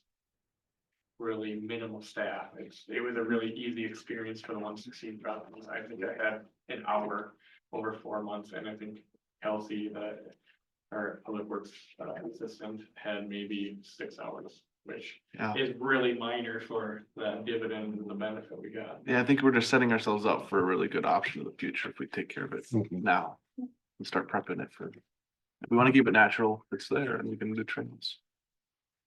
One more question. What about noxious weeds? So that's what we're trying to do that's the maintenance cost. So if we did nothing with these fields, it's gonna generate noxious weeds and that's gonna be an expense for us. So the whole point of this is to not have that and reduce the cost of keeping it away, if that makes sense. Did you know that Corcoran is called the thistle capital of the world? This would be an example of how I handle that change. So what we Just to know. let you know. What we know will happen is if we don't do anything, it will be thistles and we will be impacting the community and a negative perception of it. Oh, I thought that was That's a good what we're thing. trying to solve. One of the farmers, we're gonna get a bumper sticker and do it because we got them everywhere. So what about then field 1, if we had option 3, which restores native prairie grasses, wildlife habitat, maintain natural landscape of historic Corcoran, although that is a field right now. And then maybe number 3 has more trees, the foresters of Hennepin County. So I would, if I may suggest, just even ideas of what you want there in each field, not worrying about the grant specifically, but. Yeah, that's what I was thinking. You could have trees over on field 3. That might be nice, Yeah. Mhm. because that is kind of close to the rest of the, We could do future trails through there, or whatever, yeah. Keeping field 1 without just prairie or something, so Right. we have that flexibility, but 2 and 3, And that's kind of what it naturally looks like it is anyways, with all the trees in the middle. My suspicion, just based on, is that where there's trees is where it's floodplainish. Mhm. Cause typically in Corcoran, trees are down if it's upland for ag purposes, so.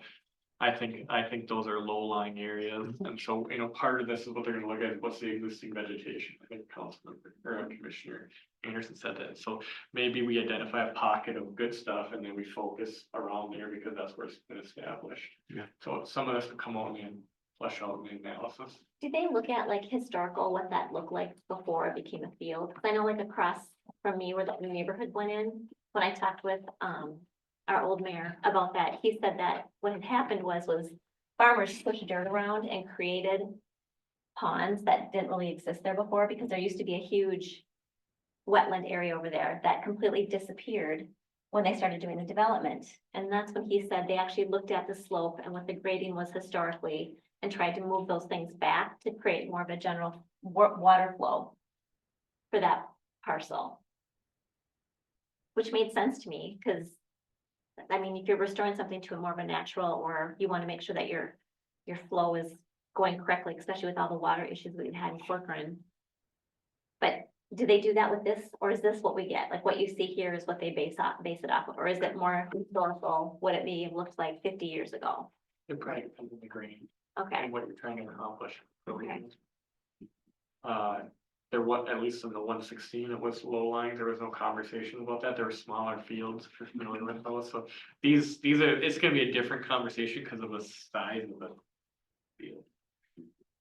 So generally, this is low area, that's South Fork, there's a tributary that comes through Corcoran Trail, there's a tributary that comes from 50, there's a South Fork tributary that goes through so it's a low-lying area historically, I would presume.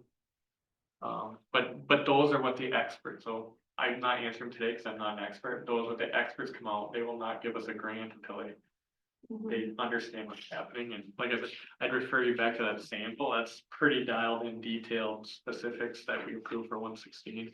They would formulate a plan to that level before that we could sign off on in the future, so it's more of what's the vision for these fields, what's the timing for them. I think if you don't really have a planned option for 15 years, it's definitely worth looking at something to even know if it's something to consider. Yeah. Especially at the expense of a dozen staff hours approximately. It seems like a smart thing to research. And then if nothing transpires, then we operationally figure out what we want to do, we either convert it to something or we figure that out, but right now we don't know if there's a grant to compare to an operational solution. So did you need a motion for that or just direction? I guess, yeah, I think just direction to say we support reviewing fields 1, 2, and 3 for any eligible grants that aren't in perpetuity. We'd like some blend of seeds, seedings or grasses and even trees. In 3. So there's a really Yeah. wide direction to say what would apply to these fields. So trees on 3 if we can, and then the grasses on fields 1.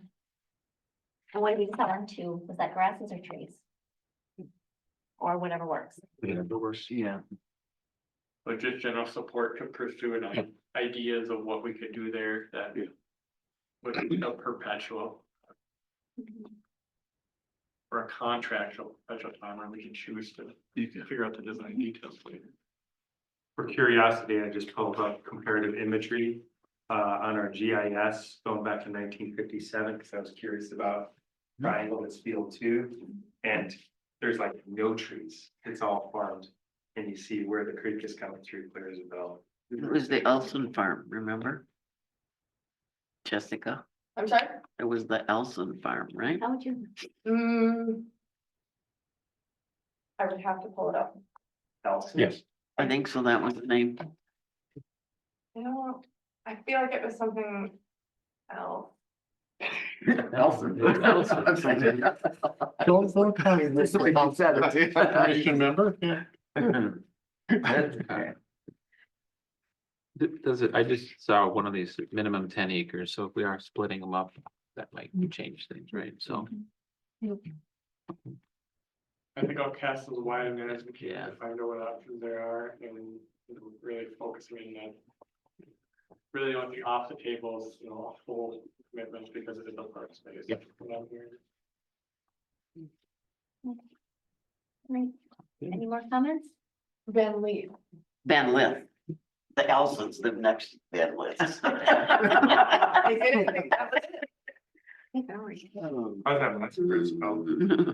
LITH, Van Lith. It is referenceable for those in the audience, October 17th, Parks and Trails packet. Okay, let's keep moving here. 8C. See My Legacy Park Enhancement Program. Jessica. Kevin, thank you. You're done, right? Yeah. All right. Kevin's gonna finish his report. Oh, yeah. Finish your report, then go. She takes that and then preps it for Monday. For Monday now, yeah. So thank you. Thanks, everyone. Thanks, Thank Kevin. you. Yes, Kevin. Thank you. You didn't tell the nice comments that the, Oh, yes, the residents, some residents in Rush Creek Reserve wanted to pass along that they were very excited to see the Public Works plow trucks coming from the city because they had differing experiences in the previous years. In the first edition, what? They were very excited, They were very like excited. texting the neighbors. Yeah. Yes, so, yeah, like I said, hopefully over time, we're shortening those windows. With developers, so, yeah, but I get no credit for that, I can't drive a plow truck, so we have a phenomenal team that gets up in the middle of the night and. Well, you pass that on then. Yes, I will, they would appreciate that, so, Mhm. thank you. Like a-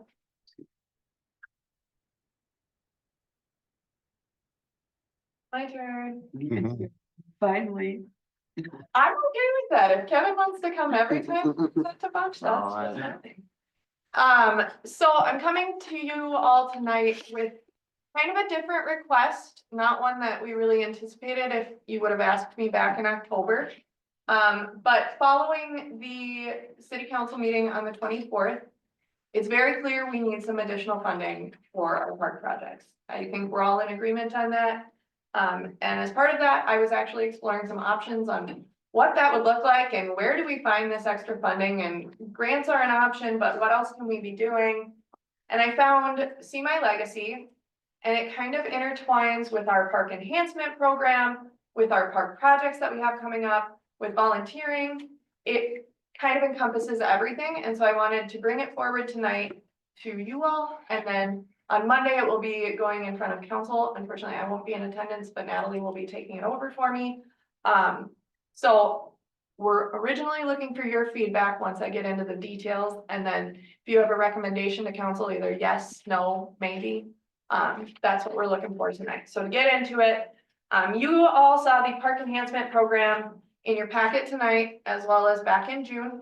The addition in your packet has not been updated. So if you're looking for changes, I have not had a chance to do that yet. I would envision that I would then update that in between now and the next Parks and Trails Commission meeting. This would include your feedback from June. This would include any feedback that you have tonight that maybe you have missed in June. And then bring it back to you in December to hopefully get the recommendation to move it to council for hopefully later approval. Now moving into See My Legacy and how it kind of intertwines with all of this, they have different kinds of campaigns. So 3 different kinds. There's one on memorial items, which would be our park enhancement program. They have a heavier focus on in memorial of someone, but it can be expanded well beyond that to site furnishings, benches, trash cans. We'll have to explore that further. Go ahead. I need to start more back at the beginning. See My Legacy is the name of a company. Yes, and I'm And gonna it's- get into that a Okay, little okay, bit more good, with the okay. campaigns, but I Okay. wanted to give the background on the park enhancement, so that you know that it's not off the radar entirely. So. Oh, no, Oh, look at pretty. Pretty. oh, no. Ooh, It all went downhill I'll very just be fast. hungry. Me too. Don't look like frostbite to me. Okay, sorry about that. So See My Legacy is an organization that has campaigns.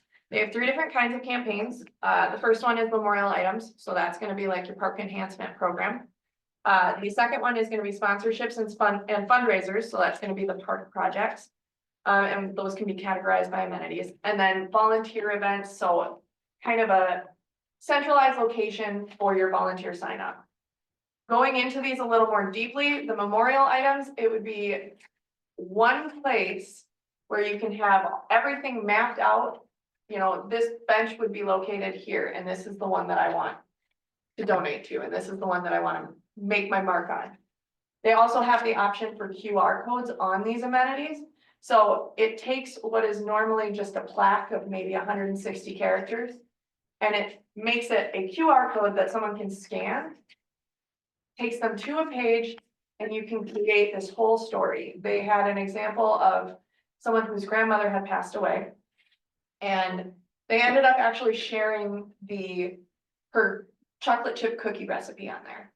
It allows someone to express more of what this person, the impact they had on someone's life, on the park system, on whatever it is, than just that 160 characters. These QR codes would be good for about 10 years. Well, they would be good for 10 years post the contract. So it fits about the lifespan of the furnishings that we've been talking about. Additionally, it just keeps everything in the same spot. As a staff of 1 for most of the year, it's gonna be really challenging to manage this program, if I'm being transparent. With the applications coming in and out, we're gonna have to find a really good system to manage that, and I think that this system could fulfill that need. Now, this is where we get into kind of the nitty gritty of like the finances and everything. In speaking with their sales team, we did get a discounted rate in our quote of $1,529, so $1,529.10. Yes. Now, I am proposing, and please chime in if there is something wrong, but that it would come from the recreation budget for 2024, and we would start it up in 2025. This could help get funding for City Park. This could help get funding for future parks in other areas that might have more specialized amenities. Like if a neighborhood had a specific thing that they wanted, but it maybe costs an arm and a leg, this would be a really good opportunity to fundraise that way. Additionally, it could help jumpstart our city park furnishings. So the things like benches, once we have an actual location, we could be putting those on a map, and that could be furnishings that down the road we might not have to pay for as part of the park project. So the volunteering aspect of this program isn't why I'm bringing it to your attention. That is an added benefit that we might be able to utilize. It's probably not something that we would go out of our way for this system.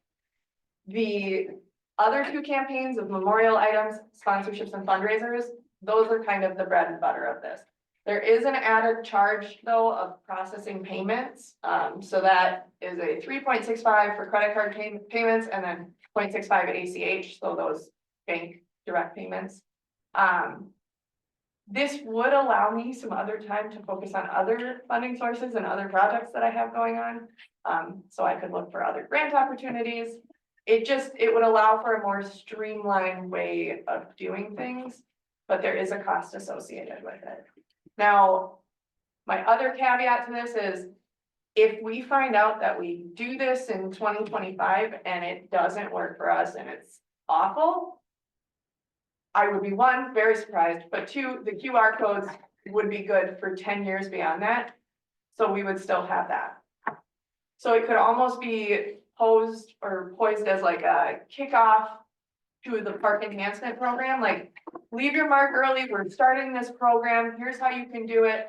A QR code in this first year, and then this could be the trial run. Maybe if we don't like the QR code style, maybe if we don't find that people are really jumping at the opportunity, then we move forward to an in-house program and we say this was worth the try, but it wasn't worth it. Go ahead. The QR code, say it's a bench. I'm Mhm. donating a bench and it'll just have a QR code or will it still say in memory of Val Nybo? I can pull this up for you. I hope you're not doing that. Well, I don't know. And I'm not I don't know. gonna- But you know what I There's a mean? few Well, if you're different, doing like, that, Or you can just have just the QR code, it looks like she'll probably pull it, Oh, yeah. or you can have a little, I'm sorry, I forgot. little those. blurb in there. I read this a long time ago. No, I, Okay, so they have three different options for QR codes. They are additional costs. So we would The just, QR code or the plaque thing itself The would be an lettering, additional okay. cost, and the plaque comes with a QR code. So they are, the smallest one, oh man, I know I have these written somewhere. 49, I'm sorry, 49, thank you. 199 and 89. And those can be incorporated into the cost of the amenities.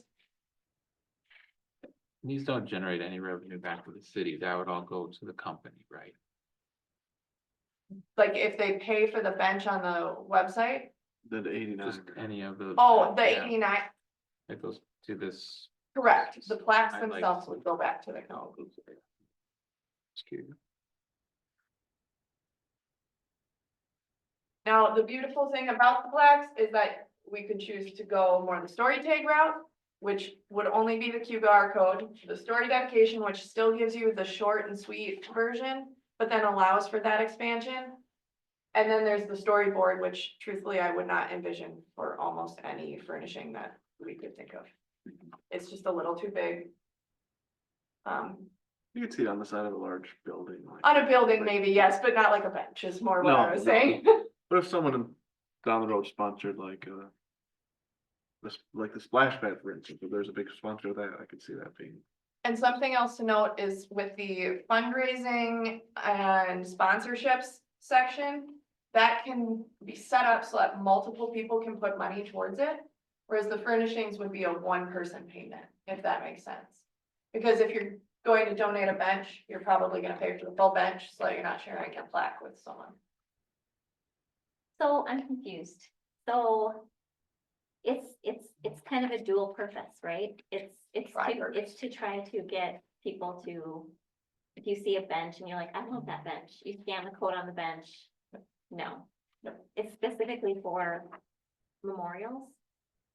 Kind of. So the QR code plaque Yeah. would go on the bench after someone already got the donation, like after they had Paid for donated the the bench bench. also. Right? Correct. Okay. So the QR code will not be there unless someone has donated that option or that Okay. object. So why do we need the Q code on there then? if So the it's already QR code can take you, give me 1 second. Okay. The QR code will take you to a story page. Okay. But like, I'm just trying to think of myself, like if I go sit on a park bench and I read to our grandmother Helen, thank you for the joy you share, which I think is very nice to have on there. But I'm not gonna go scan that Q code just to find out more about their grandma. I'm gonna look and say, that's a really cool story. But I don't think That's fair. I don't think so I'm just wondering, like, what the benefit of, I can see the benefit if it's like someone wants to donate money to get a bench and, or something.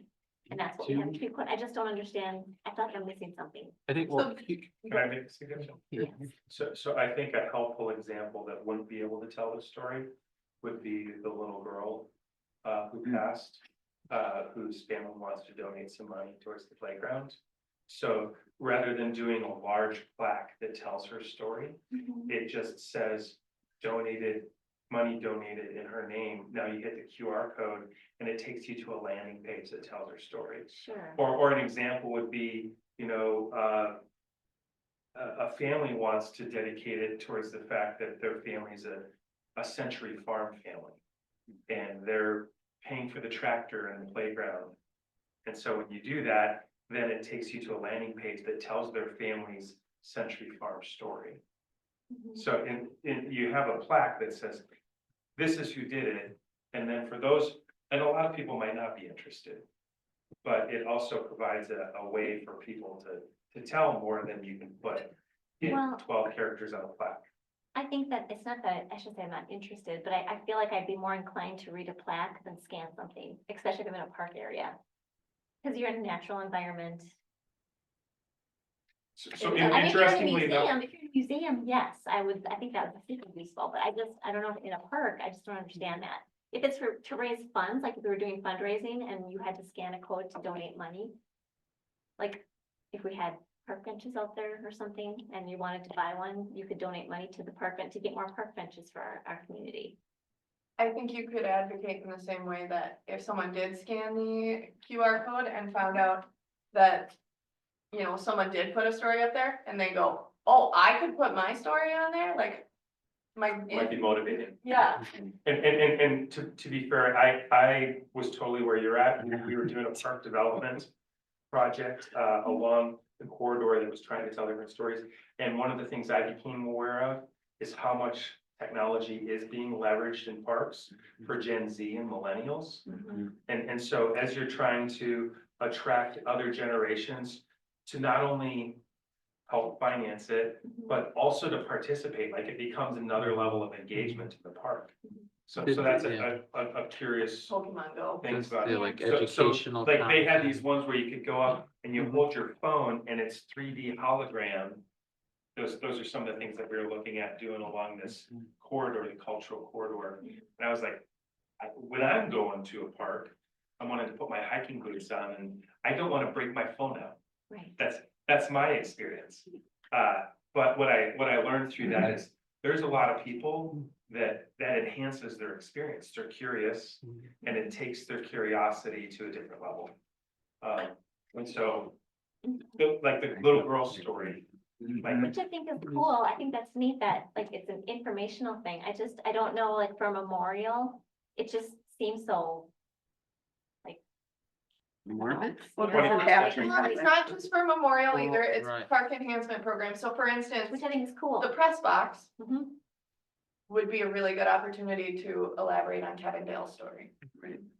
Or even, I guess I picture like, maybe this is the bench that Papa and Susie sat on every single Sunday to have ice cream. Maybe they want to tell that story. And have a picture, Yeah, and have a there, picture. there are, yeah, You can put pictures on there, you can put, right. Well, and now, to be clear, staff can review it. Who's gonna have Before I to? yeah, that's good, yeah. so it's appropriate. Yeah, But I was just even thinking of where we passed on the boardwalk, the educational content, and I saw that here. QR code on the boardwalk and whatever, but I think it's a novel idea. It's really a cool idea. One unfortunate truth of this day and age is that a lot of people are using QR codes as scam opportunities, right? Oh. So something to consider.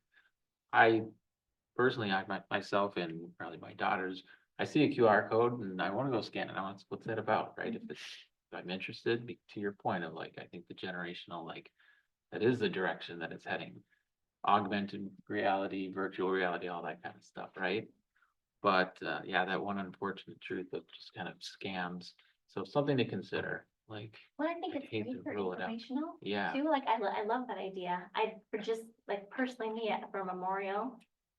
I just don't think of a Q code and think I'm gonna scan. I don't know. It's informational, I guess. That's what it is.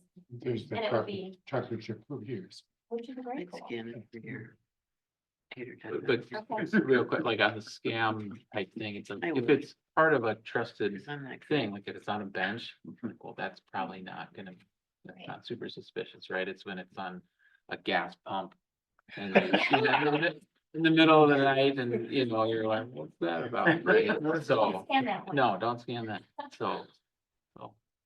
might not One of the be- things that I like about the proposal is that with QR codes, we tried to incorporate it in my last agency. And there is some maintenance to QR codes because sometimes things get hinky. And we really don't have the capacity to maintain them. And so through this agreement, someone else is ensuring that they're fresh. If we have a problem with one, we're calling someone else to do it as opposed to, you know, Jay Cohen's calling because grandma's bench isn't working. You got a barn. What are you gonna do about that, Jessica? so how it works, the person who does the donation would be able to enter in all of the information that they want to include.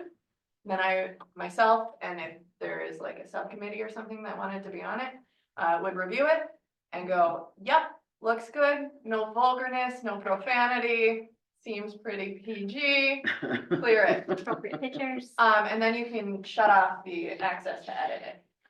So Cool. it does keep it kind of locked down. Mhm. Any other comments? Oh, yeah, again, just go ahead. Maybe it's 1,500 or whatever for the first year, and then it goes up to the 25. Yep, so Right. that's where I'm saying, I think if nothing else, it would be a good trial run and a kickoff to the park Perfect, yeah. enhancement. So, yeah, See how much and action we get on it, basically. Kinda. are there other companies doing the same work? I did look around Okay. and there's some that are similar, but they don't all hit the same points. It Okay. seems that this one fit into what we needed the best. And do any of your colleagues in the business have this same product that they're using and they have gold 5-star reviews? Not that we've heard from. Oh, we're the first ones. So other Not right. robust to the point that she's making. So I created a new position and it became a full-time position that managed this sorts and type of stuff with volunteers. We don't have the capacity to add a full-time No, position to do it. And so this gives us the way to provide the service without all of the extra stuff. Absolutely. But to your point, we did this and it was robust, but it was a full-time person's job. Yeah. Yeah, but you did it without the software. Right, yes, oh, yeah, the advantage of having somebody else do the software is huge. Why would you do it any other way? And there will be front-loaded work on my end, right, to get things set up and make sure that we're putting things into the mapping and everything, but long run, I would see the workload substantially going down. As long as there's work up front still for you, then Oh, we're good. they'll be working. It's a bargain, Yeah. why would we not? Okay, We'll request a recommend, or, need a motion? yeah. Does someone want to make a motion? So moved, we recommend this product purchase. Second. Okay, all those in favor say aye. I, Aye.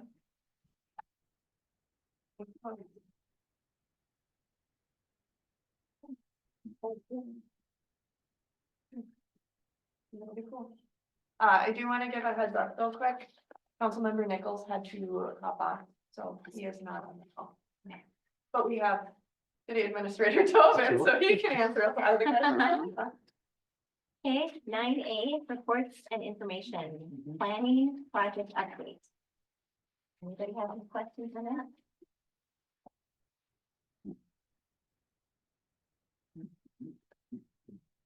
so what's the status on Domino's?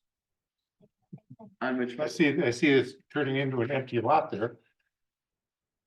Which No, one? no. Progress Oh. is being made. Yeah. I don't want to overpromise because it's out of our hands now, Yeah. you know, the developers are dealing with developers. Okay, So one of the things I think this is, will be a future discussion, but I also think an exciting one. We talked with Jessica about this, is, on the plans, if you look at them, they have a refrigerated area that's kind of fenced in. And it's not very attractive. And so as a collaborative partnership, they are willing to, at their expense, wrap that space with something for us to promote the city or our programs. No. And so, you know, what might make a lot of sense is for us to use that as a way to promote what's happening in the park and the timing of it. And so that'll be a future discussion, but that's something that's special about this site that I thought was also showed kind of the spirit of them, and in which, like, you don't like this, how about this?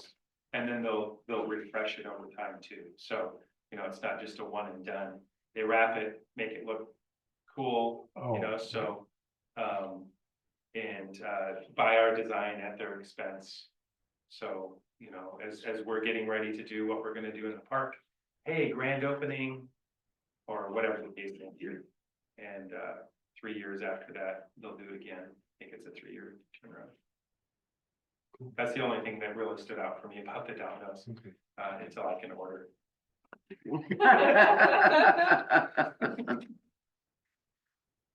Okay, 9B, Parks, Recreation and Trails update.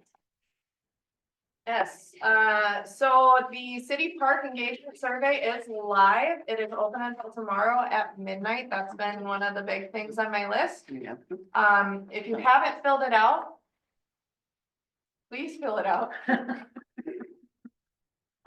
If you need a paper copy, let me know. I can do that for you. Other things that I've been working on, special event processes. So I'm working with, I think I said this before, Dwight, our planner, and Ryan Burns, our deputy director of public safety, on updating the special events processes and forms and kind of how that's all handled.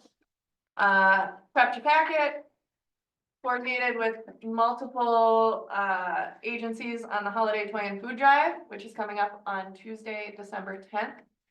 If you have not registered your neighborhood and you want to, please do. If you're not sure if your neighborhood is registered and you're curious, please send me an email or a text message or a phone call. City council items. Ken Gunther was recognized for his time on the Watershed Commission. It was beautiful. Ken is a wonderful human and we're sad to see him go. The city park remaster was a topic of discussion during the October 24th meeting where council approved schematic, design and DD and CD. So we are moving forward with that. And then at the 14th meeting, there was a community development department brief and 2025 budget. That is relevant here because I fall under community development, recreation does. So the other thing was watershed commission vacancies, commissioner and deputy. We are looking to fill both of those positions on the watershed commission. I believe Commissioner Anderson is currently serving as deputy and we'd love to pass the torch. I am, yes, I am. It's one meeting a month. There you go. Yeah, There we go. 30. Do you have a QR code, sir? You get pizza lunch. And you get to learn a whole bunch of new acronyms. It's really important. You know, if you screw up the watershed stuff on a development, they hate you for 100 years. Because it just absolutely, it is just so critical to how things roll in the community. And it's very technical and there's I think a really good technical staff, but they need to have the community involvement and it's one person from each town. And we get exactly the same vote as Maple Grove and Plymouth do, you know, so it's kind of cool, you know, it's sort of like the Senate, you know. And so. I'm not sold yet. Keep going. It's an agreeable bunch. The technical language they use is a little tough, but you know, you catch on eventually. I'm doing better now than I used to. So, yeah, no, it's a job that you could do for many years. You know, really, because it's just not that big. The packet is large, but the hard lift is done by the technical. Anything else? That's all I've got for Okay. Let's keep moving on then. Item 10A, garden club report. I have an update. Ooh.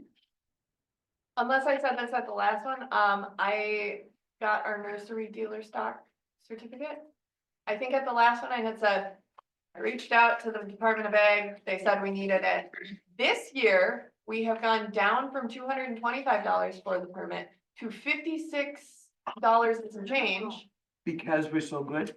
No, because they changed the statute. Thank you so much. God, it's about time. It's better than what it was. Yeah. You snap your fingers, the state pays attention, huh?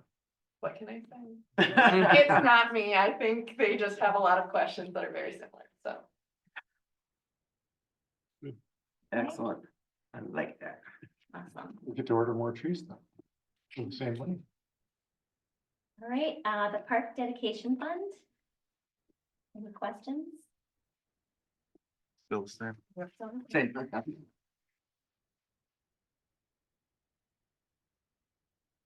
Okay. Item 11A, June 2025 Parks and Trails Commission meeting. Yes, so in June 2025, the meeting falls on Juneteenth, which is a city holiday, so I won't be here. You won't be able to get in. Doors will be locked. I am proposing that we change it to Tuesday, June 17th. If that works for you guys, I don't need a motion or anything. I might be dead. Our city- Judy. 6 months away, good morning. Just in case I am. All those thistles. Yeah. The thistles will get you. So Tuesday, the 17th seems to work for folks. It'll be reflected in the city calendar. I just wanted to run it by everyone if we had the chance, so.